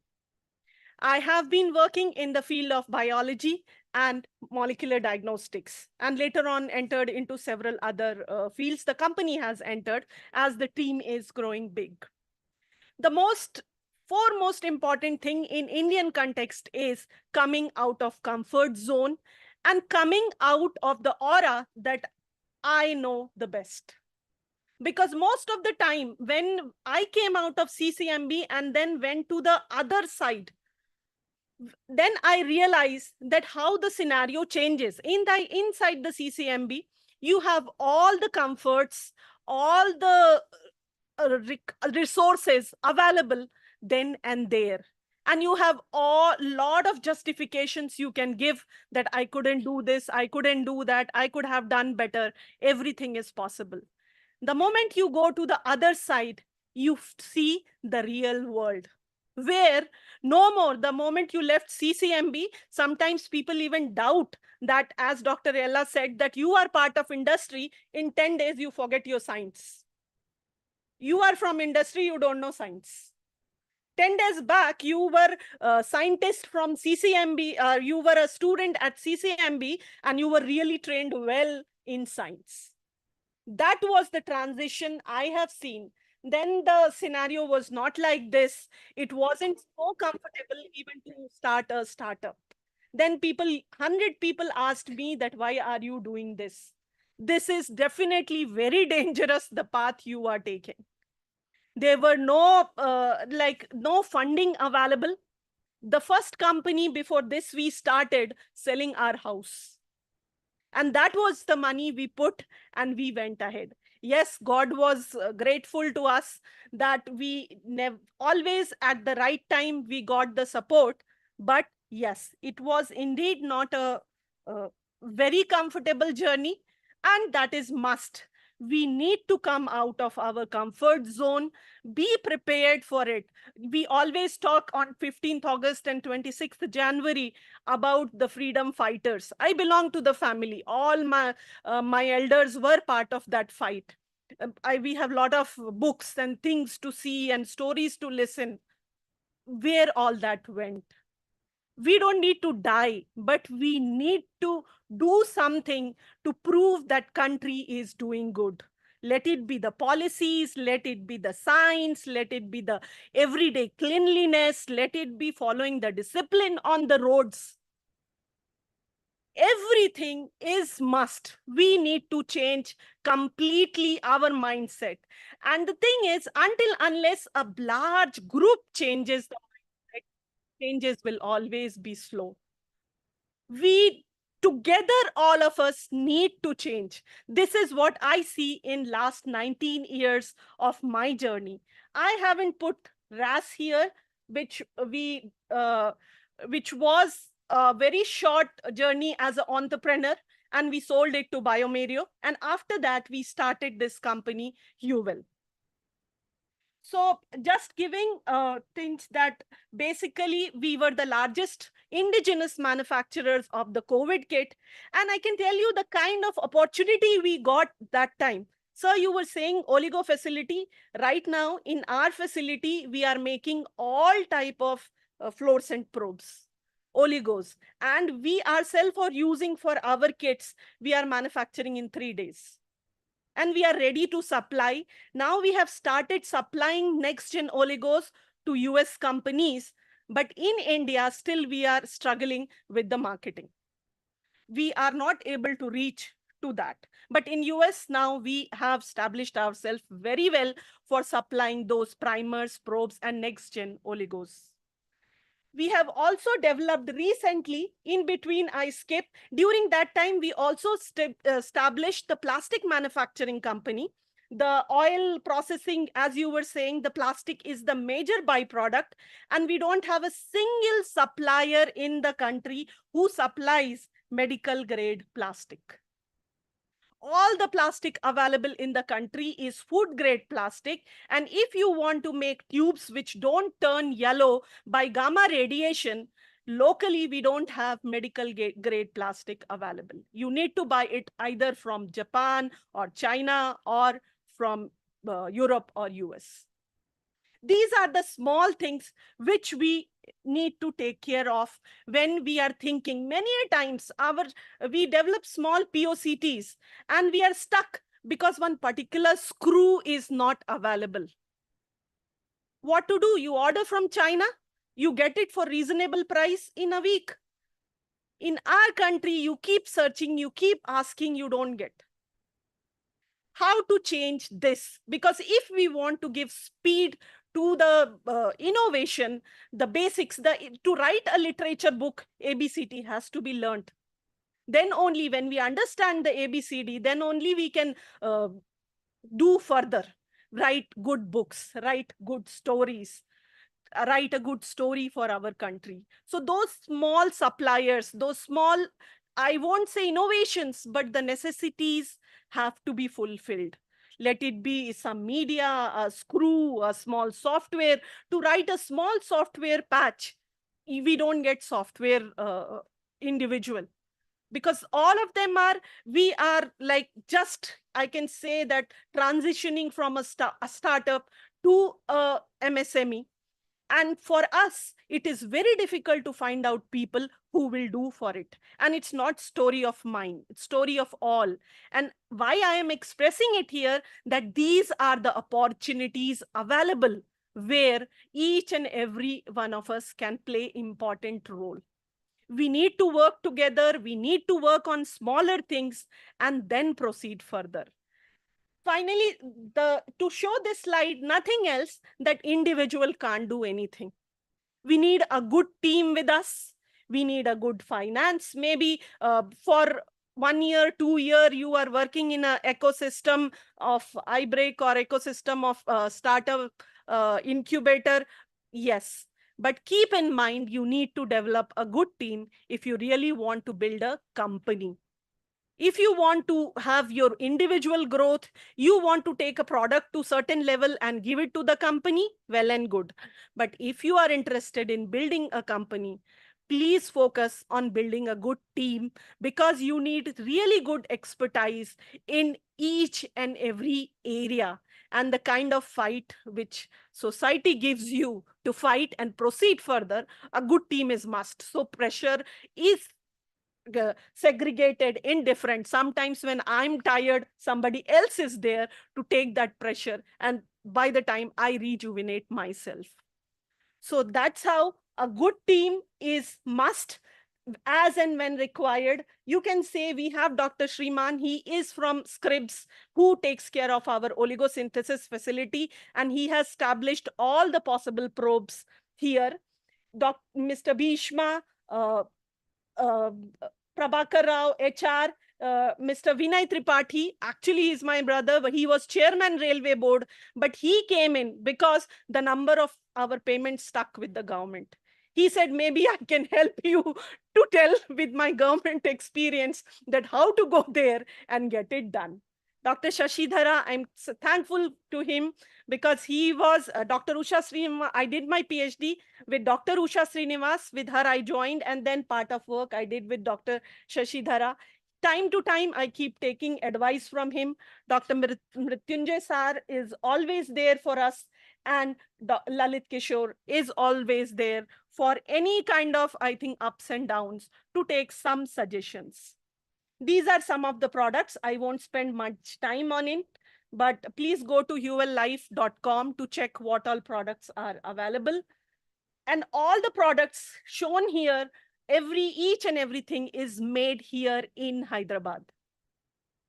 This is our small device, which we are introducing for TB detection. It is already CDSCO approved, and this is a palm top PCR. And with this setup, you can do whatever you do in this lab setup. Right now, CTD is testing it, and very soon it should be integrated in our system. This is again a hemoglobin testing device, 100% developed in Hyderabad. For Uniamp, we have taken some support from outside, but this device is developed 100% software, hardware, everything in Hyderabad. Now let us begin what I want to share with you.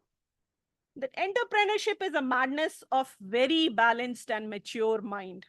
A good physical and mental health is must if you want to proceed on this path. Come out of comfort zone.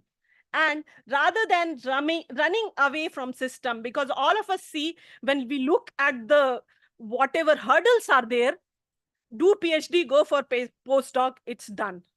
No.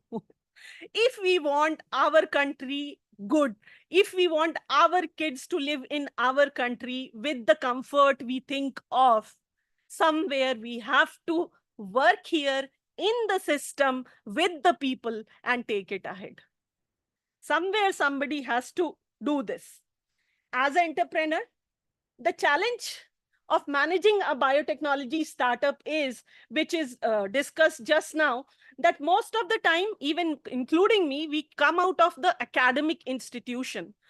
Our bent of mind is publishing research papers. But for a company, it is must to translate your results into revenue. And translating into the revenue is definitely not a non-scientific process. It is a very, very scientific process and much more challenging than publishing a paper and closing it. Your product which is developed in the company, even if it is used 1 crore time, it should behave exactly same way as it behaved with the first customer. And that can happen only when it is done very documented very well and designed very scientifically. So yes, all of you are very much needed in the system to do this and to do this properly. And the kind of managers what we need is they have to be strong yet sensitive to the system. They must combine the strategic thinking, but at the same time, right attitude. I'll just skip this. One important thing which we all should keep in mind, and probably I learned it hard way. Don't jump on a product because it is a new technology. Do compare it with technologies in use. No one is interested because you think it's novel technology until it brings value to the existing system. Ask the question from the customer perspective that does this innovation help them by any ways? Otherwise, it's of no use. Just because it's new, don't go behind it.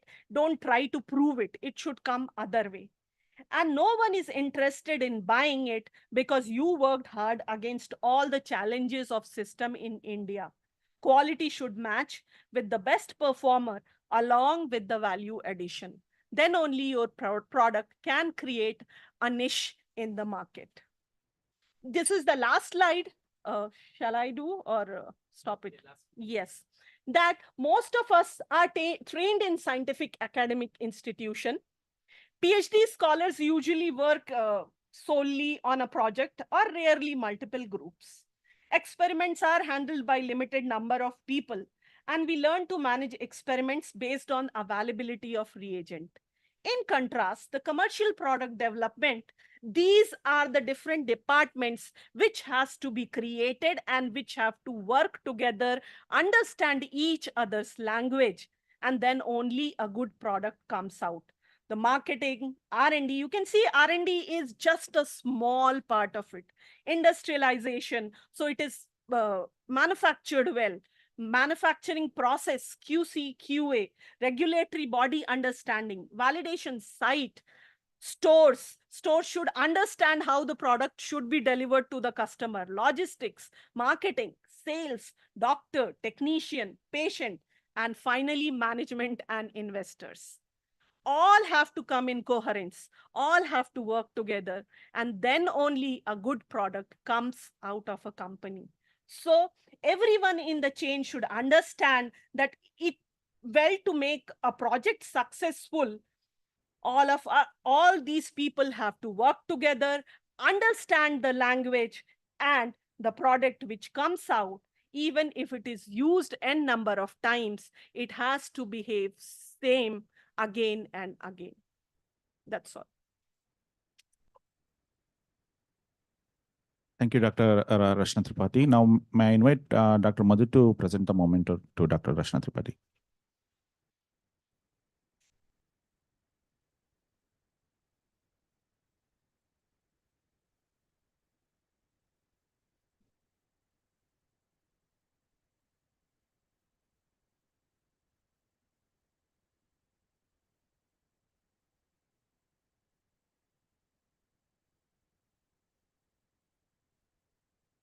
Now we will quickly move to the student flash tags. May I invite poster number 1 to 10 come forward, please, very quickly. 1 to 10.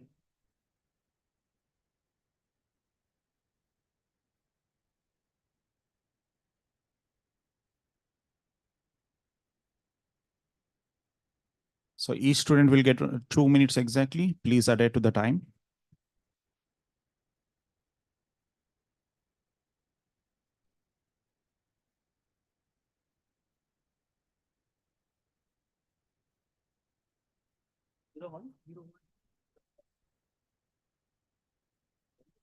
You can just announce for the ones. Poster number 1. Speaker.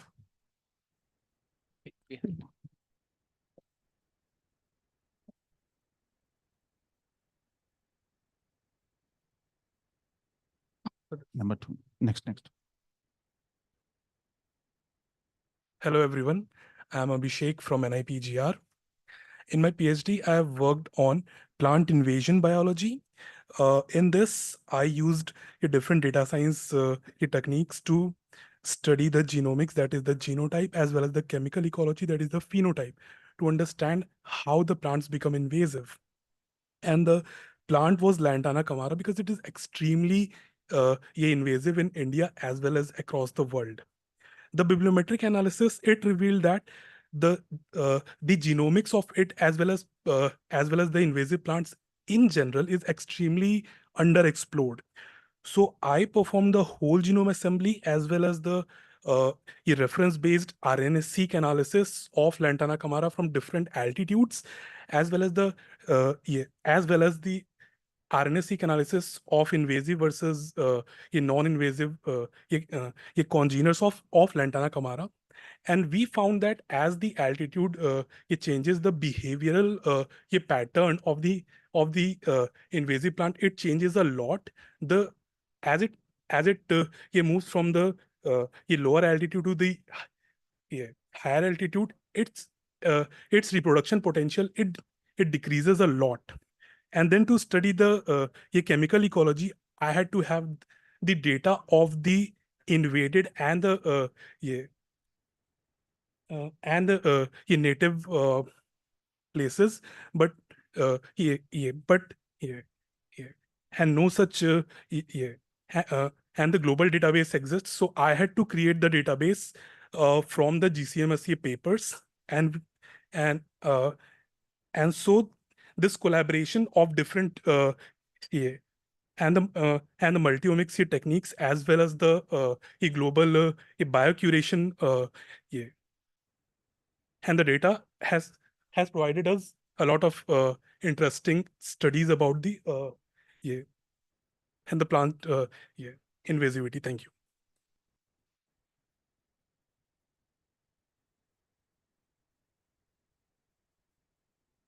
So good morning all. My name is Akshay Khanuja. I am from NII, and today I'll be talking about in silico analysis of small ORFs in prokaryotic and eukaryotic genomes.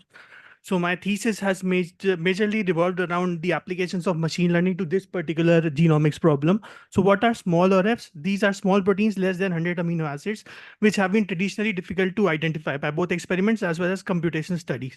Now towards this end, we have worked on 3 different problems.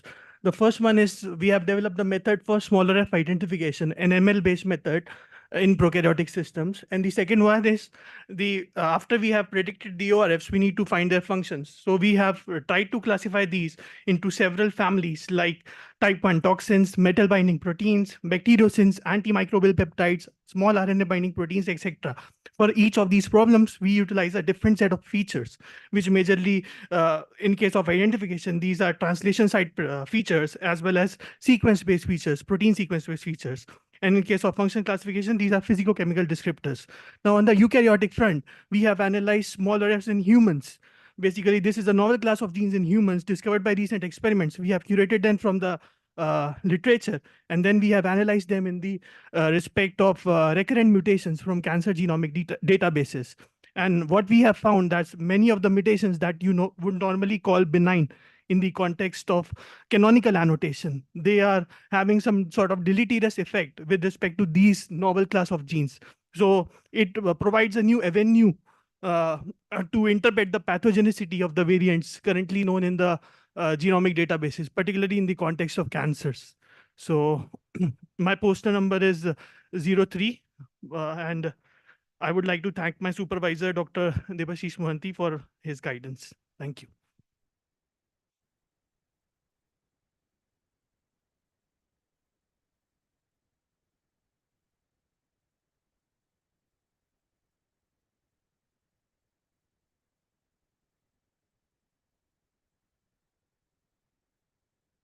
Hello everyone, my name is Ankita Pal. I'm from National Institute of Immunology. I'm working on identification of novel resistant associated, drug resistant associated mutations in Mycobacterium tuberculosis, applying machine learning based approach, also analysis their functional and structural basis in drug resistance. So current culture-based drug resistant prediction method is time and resource intensive. Also existing genotyping drug resistant prediction tool, which rely on already known resistant associated biomarkers, thus fail to predict novel variants. So we need a method like machine learning, which not only can detect known, but also can identify novel variants. So to do so, we gathered drug resistant and drug susceptible whole genome sequences from public databases, and using variant calling method, we gathered their mutations and built a mutation presence absence matrix, and we trained our model, and also we evaluated our model on a separate or untouched test data set. We also implemented interpretable AI to assign score on each mutation based on their contribution in drug resistance. And we selected high scoring mutation and benchmark them with WHO mutation catalog to get how many of them are known and how many of them are all novel. And then we have done functional analysis of those novel genes also based on using Go ontology and string database. We also mapped those mutation on 3D protein structure to get the mechanistic details in drug resistance. So if you want to know more about my work, please visit poster number P05. Thank you so much. I would like to thank my PI, Dr. Debashish Mohanty. Thank you so much.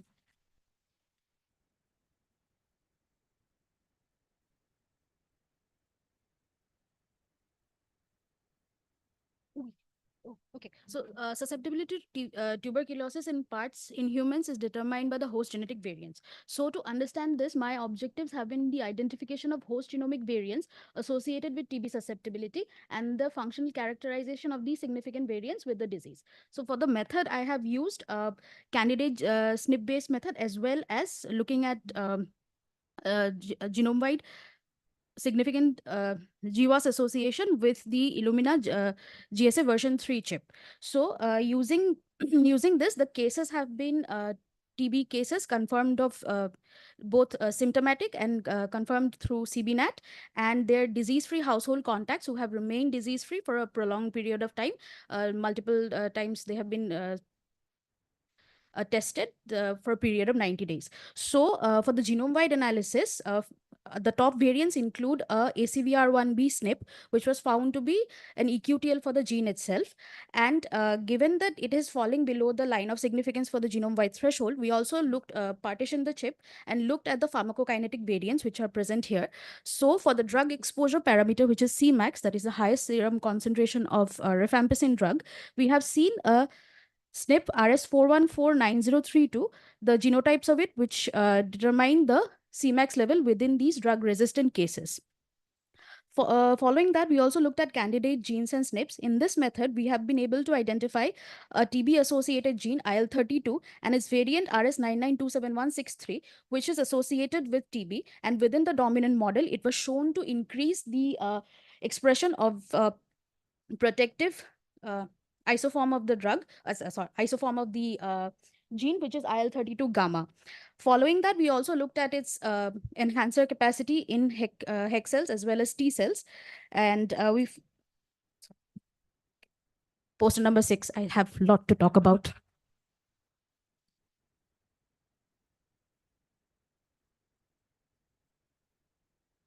Good morning all. I am Aradhna Mohanty from NIAB. So if you look at the picture in my right side, that represented in the dark color because it shows the dark, or I can say sad reality of today, where infertility is one of the major reproductive problem in human as well as in livestock. So here the clock shows the age of the female, and the corner, if you see the small circles, they are the oocytes. So the oocyte number decreases with the increasing age in female, and this is one of the reason for infertility. So you might be wondering what are the molecules I highlighted in hour and minute hand. So these are actually the hero and villains of my story.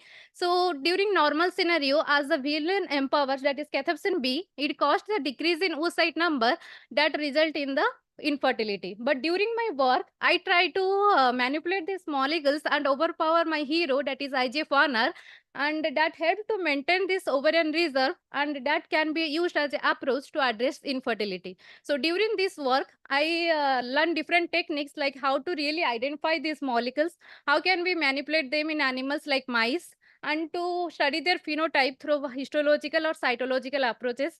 I also try to generate knockout mice through CRISPR-Cas technology. To study their phenotype in higher order vertebrates, I also developed a 3D culture system for goat ovary. And apart from this, I have also identified other molecules and developed animal model for study reproductive diseases. So to know all of them in details, please do visit my poster, that is poster number 7. Thank you.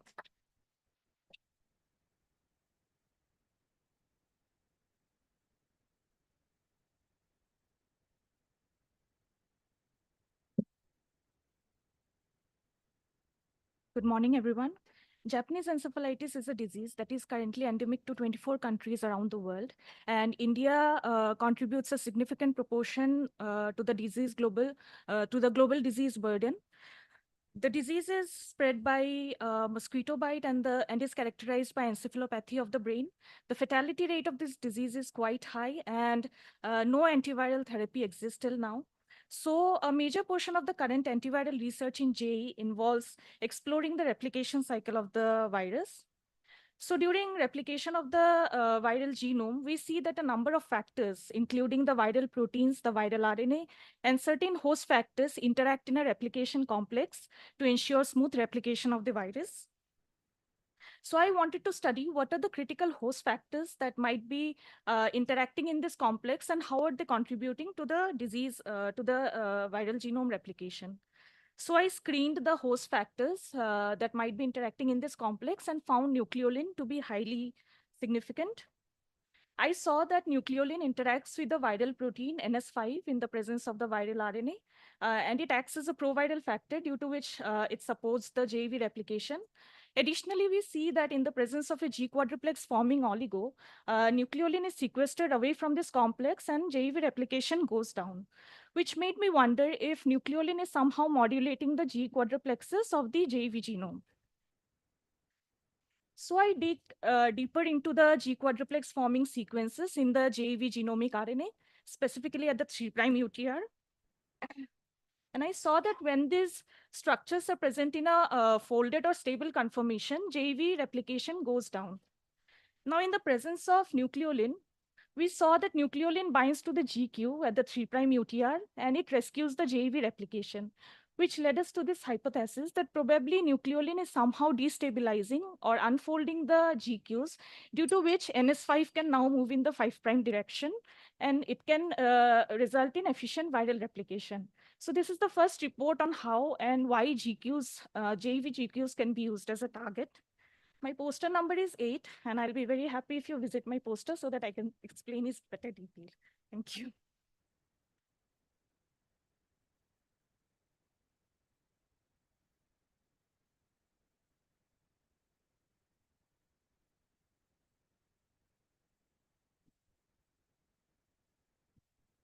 Hi, good morning, everyone. I'm Asha from Instem Bangalore. So my project focuses on understanding the role of LST1 in human brain development. LST1 is a chromatin modifier. It can regulate the expression of genes, and the mutations in LST1 are associated with intellectual disability.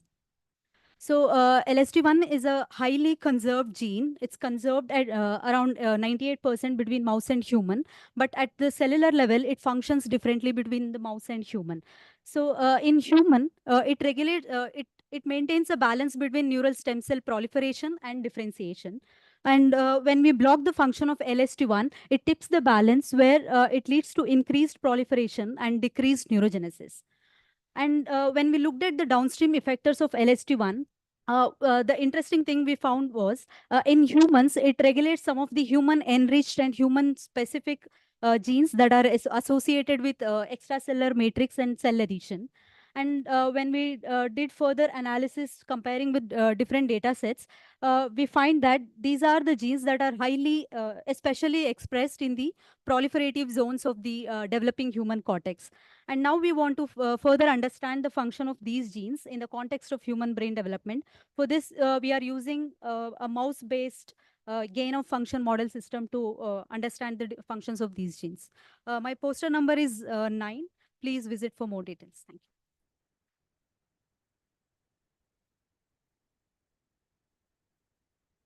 you. Next slide. Good morning, everyone. My name is Baljinder Singh and I am from NIPGR. So my title of my talk is Genomic Investigation for Analysis of Sequence Variability and Non-Coding RNAs in Lentil. So my objective was to generate high throughput NGS-based genomic resources in lentil for different agronomic traits. So for that, initially we did QTL mapping for biotic stress in lentil, which is rust resistance. So we have identified QTLs on the basis of multi-year phenotyping data and GBS-based SNP data.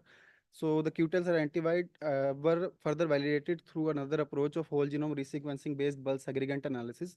Then we did transcriptome of both the parents to understand the transcription dynamics of the genes identified in these QTL regions.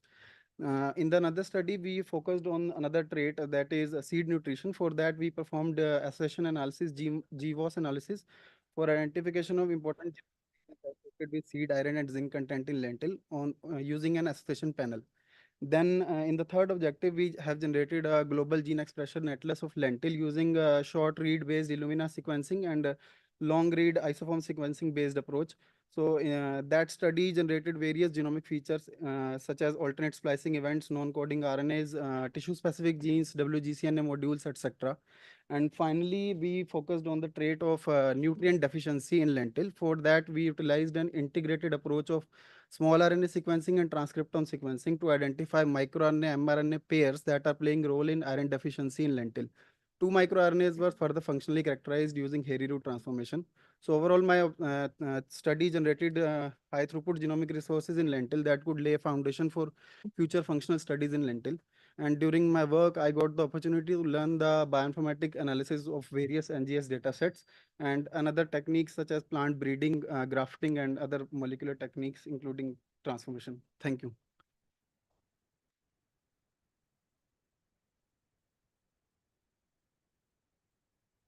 Thank you all. Now may I invite poster number from 11 to 15. Please come forward.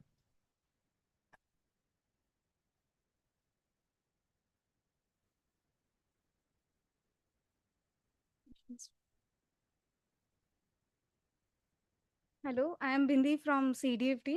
The topic of my research is understanding a small molecule which is rank ligand. So when it's bind to its receptor, it activate NF-kappa B.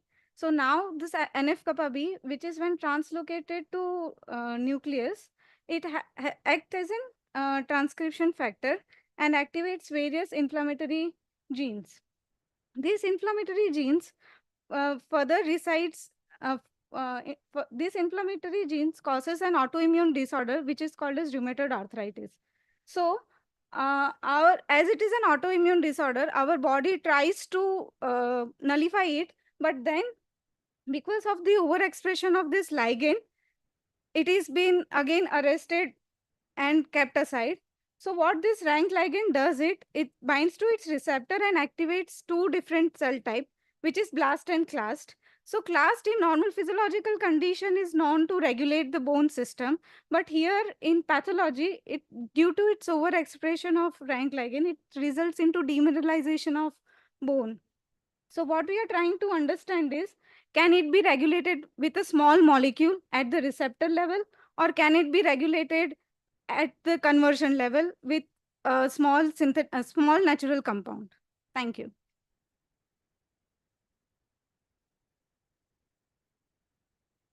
Good morning, everyone.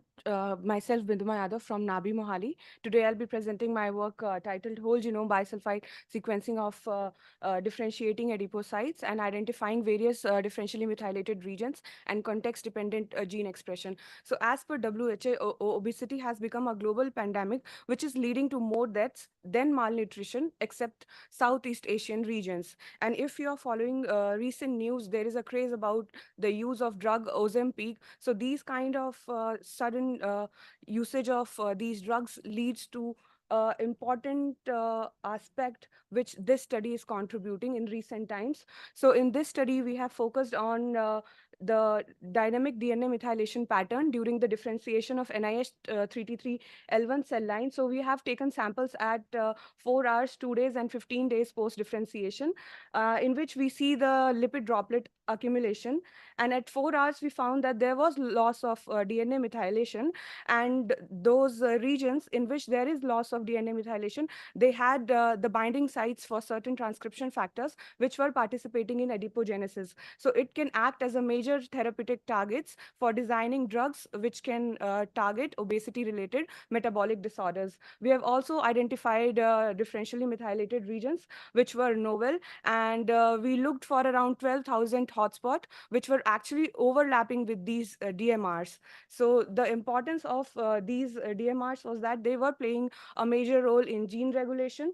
And thirdly, we found a novel enzyme, lysozyme 2, contributing in adipogenesis. And in this case, what we found that usually when DNA methylation increases, there is a repression in the activation. However, in case of lysozyme, as the promoter DNA methylation was increasing, there was increased activity at the terminal differentiation.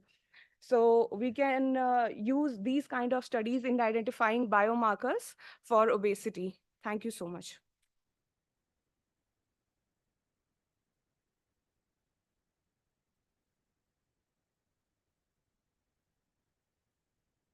Good morning, everyone. I am Binita Roy Nandi, working under the supervision of Dr. Girish K. Radhakrishnan from NIAB. My doctoral work focuses on the anti-inflammatory proteins secreted by the intracellular zoonotic pathogen Brucella.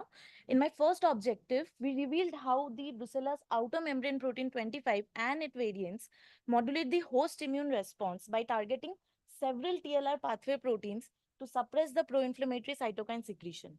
To perform this, we have also generated OM25 knockout mutant Brucella stains and did macrophage infection studies.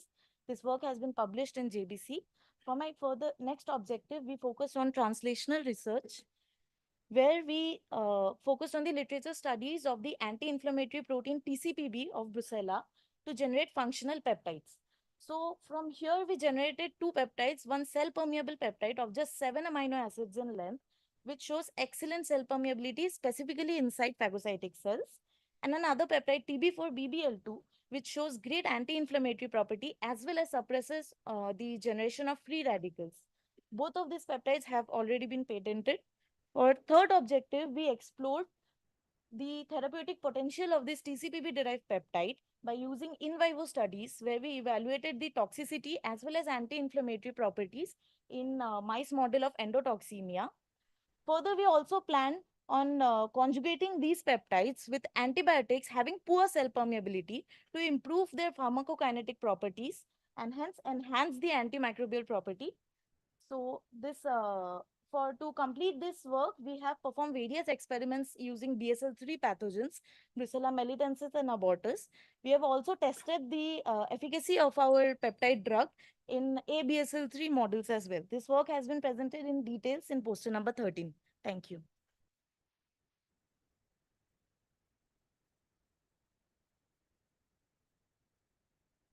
Good morning, everyone. I am Brahmomoy Basu, working under Professor Sudhanshu Vrati, Regional Center for Biotechnology.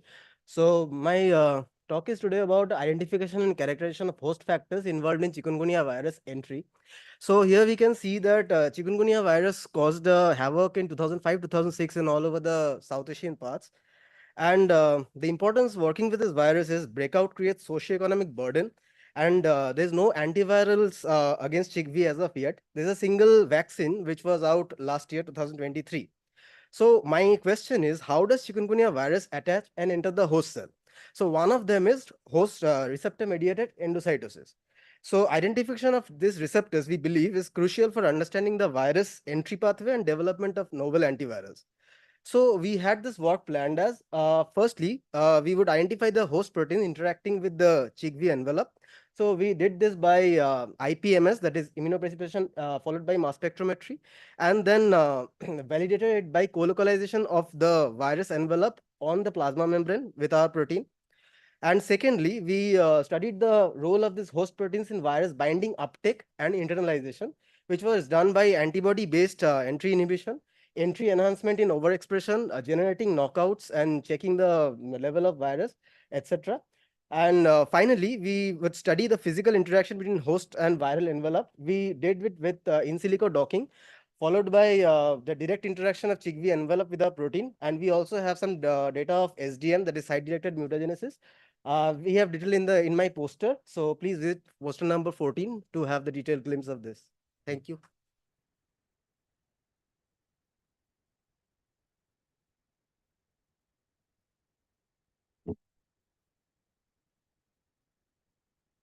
Respected dignitaries and dear friends, good morning. I am Kirtana from RJCB Trivandrum. My doctoral work deals with the preclinical studies on the therapeutic potential of utrocyte B, a novel phytosaponin from Solanum nigrum against hepatocellular carcinoma. So our group has previously patented the anti-HCC effects of this compound. However, being a novel compound, its mechanism of action and other biological effects, the therapeutic effects in the context of cancer, remain largely unknown. So my doctoral work fills this lacunae. Through my study, I have used omics-based approaches and suitable in vitro and in vivo cancer models to elucidate the mechanism of action of the compound utrocyte B. And further, I have advanced the knowledge about the therapeutic effects of utrocyte B with respect to preventing cancer metastasis and the positive immunomodulatory effects the compound elicits in the context of HCC. Besides, I have also identified a novel combinatorial regimen involving utrocyte B and sorafenib that's effective against HCC. So collectively, our study highlights the potential of utrocyte B as a standalone chemotherapeutic as well as an efficient chemosensitizer against HCC. So I believe my work bridges the gap from bench to bedside and helps in pushing the compound forward as a potential drug candidate for further clinical evaluation. At the outset, I would like to thank the organizers of SPC for giving me an opportunity to present my work in front of such an august gathering, and I'm eagerly looking forward to interact more about my work in further detail during the upcoming poster session. So please do visit my poster 15. Thank you. Thank you. May I invite poster number 16 to 20 to come forward, please?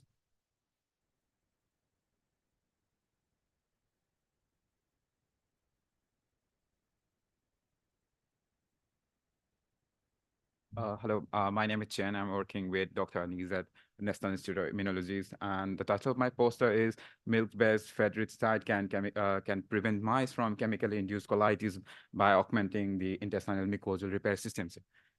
Can you move the slide, please? Yeah, next slide, please. If this is my research model, if you look into the gut, there is like three major factors is there. One is the epithelial cells, immune cells, and the microbiomes there. And if you look into the, the interactions happen is majorly through the diets there.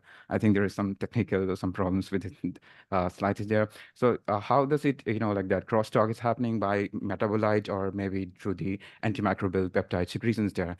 And if you look into the, like a lot of paper has been established that consumption of high calorie diet, which is the Western diet is also known as that, it can lead into the negative impact to the gut health there. So what we are asking a simple question is that are all the high fat diet really harmful to the gut there? So we use the milk base as a diet there. And what we have done is we have 4 diet regimes out there. One is chow, which is the standard diet there, and we have 2 another milk based diet is there, high fat diet, which is the milk based diet, and MFD is there. And another one is a high fat diet, which is also known as the Western diet here. And we introduced this diet around 3 weeks of the mice age and then give it for a month, and we give the DSS insult there. So interestingly, what we found is that both the milk based diet are showing lesser disease severity score compared to the rest of the counterparts here. And we also see that the colon length reduction is also reduced in these 2 diets out there. And what we have done the single cell RNA-seq of it, and here I'm showing the single cell RNA-seq, specifically the epithelial cells there. What we found that like inflammatory enterocyte, which is seen in the parrot green color, is quite low in the milk-based diet on there. And we found that the mucosal repair genes are quite high in the cluster which are enriched with the milk-based diet. If you want to know further discussion, please come to poster number 16. Thank you. Hello, I'm Devanshi. I'm from Cdfd. I work with motor proteins that take stuff from one place to another. If you see a cell here, a lot of particles were supposed to move, but it's a static slide. So these particles, if you zoom inside, are taken care by a motor protein called as dynein. Now, the thing is, the dynein does not know how to move, even though it has the capacity to move. So the trick is the small protein called LIS1 is called a driver. It knows when to move dynein and as well as when to stop it and slow it down. Now, the thing is, how is this small protein able to do so? The thing that I'm trying to tell you here is sometimes the most beautiful things are lied in a small secret in the thing. Let's hold on to that thought. I'll tell you another thing. Alongside my PhD, I'm also involved with several science communication and outreach efforts. But sooner I realized that I alone can only reach to a handful of people. So I started training programs for mentoring in science writing, capacity building, where I can train other scientists and researchers how they can communicate their science, and also hold science engagement events where I can bring together scientists as well as non-experts so that bigger conversations can happen. And with this, I'm trying to bridge the gap between science and society. So it's always the small things that make a bigger difference. Thank you.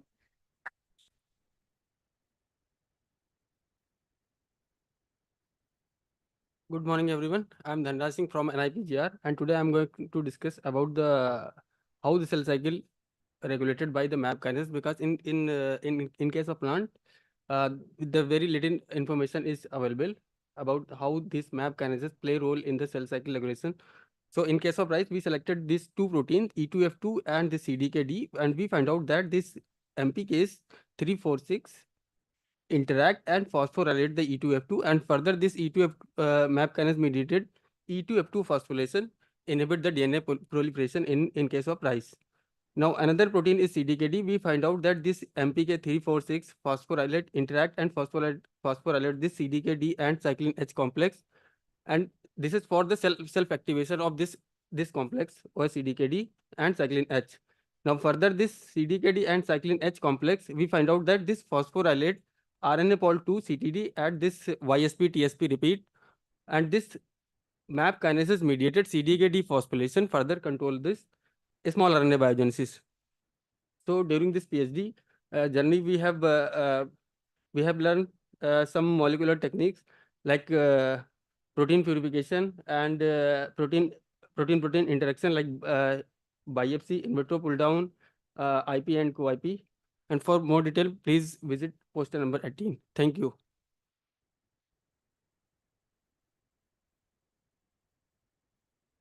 Good morning, everyone. I am Diksha Pathak from Regional Center for Biotechnology.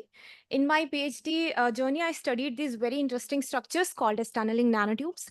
These tunneling nanotubes, or TNTs, they are tunnel-like. They help cells to make tunnels and connections between them. Usually the cells are distantly located. Now, by making the connections, what do? They transport lots and lots of cargoes. And the cargoes can be different mRNA molecules, proteins, not only these, whole organelles like mitochondria, lysosomes, and not only these, viruses and many misfolded proteins get transported through these. Now, by making these many transport, they are directly involved in normal physiology and disease pathology. Despite of their involvement in these things, the precise mechanism of the formation of TNTs is very rudimentary in the field. And that is where our lab is trying to make contribution. And what we found in my PhD thesis is that these TNTs, how do they form? A major molecular motor, dynein, is what we found is important for TNTs to form and function. These dynein, it interacts with major T-inducing protein MSEC, and it makes MSEC present at the cortex for the tubes to form. And presently, we are looking at major complexes which may be working together with dynein and MSEC at the cortex for the tubes to form and function. There are no pictures here, but trust me, I have very beautiful microscopy images. And please visit my poster number 19, and see how TNTs look like. Thank you.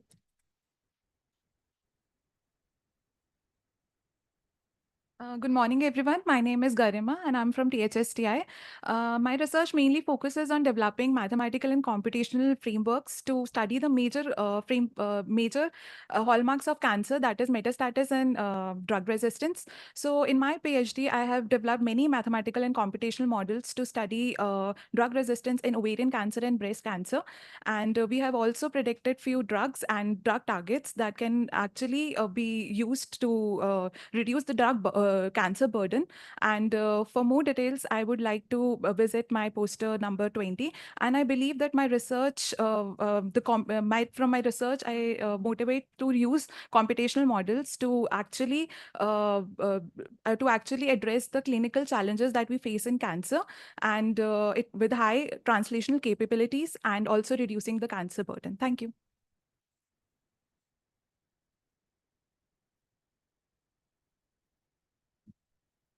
Yeah, with this, we finished the session 1. I would now request all the delegates and the speakers to have tea one floor down the second floor. And all the other poster presentation and students can have the tea on this floor just outside the lecture hall.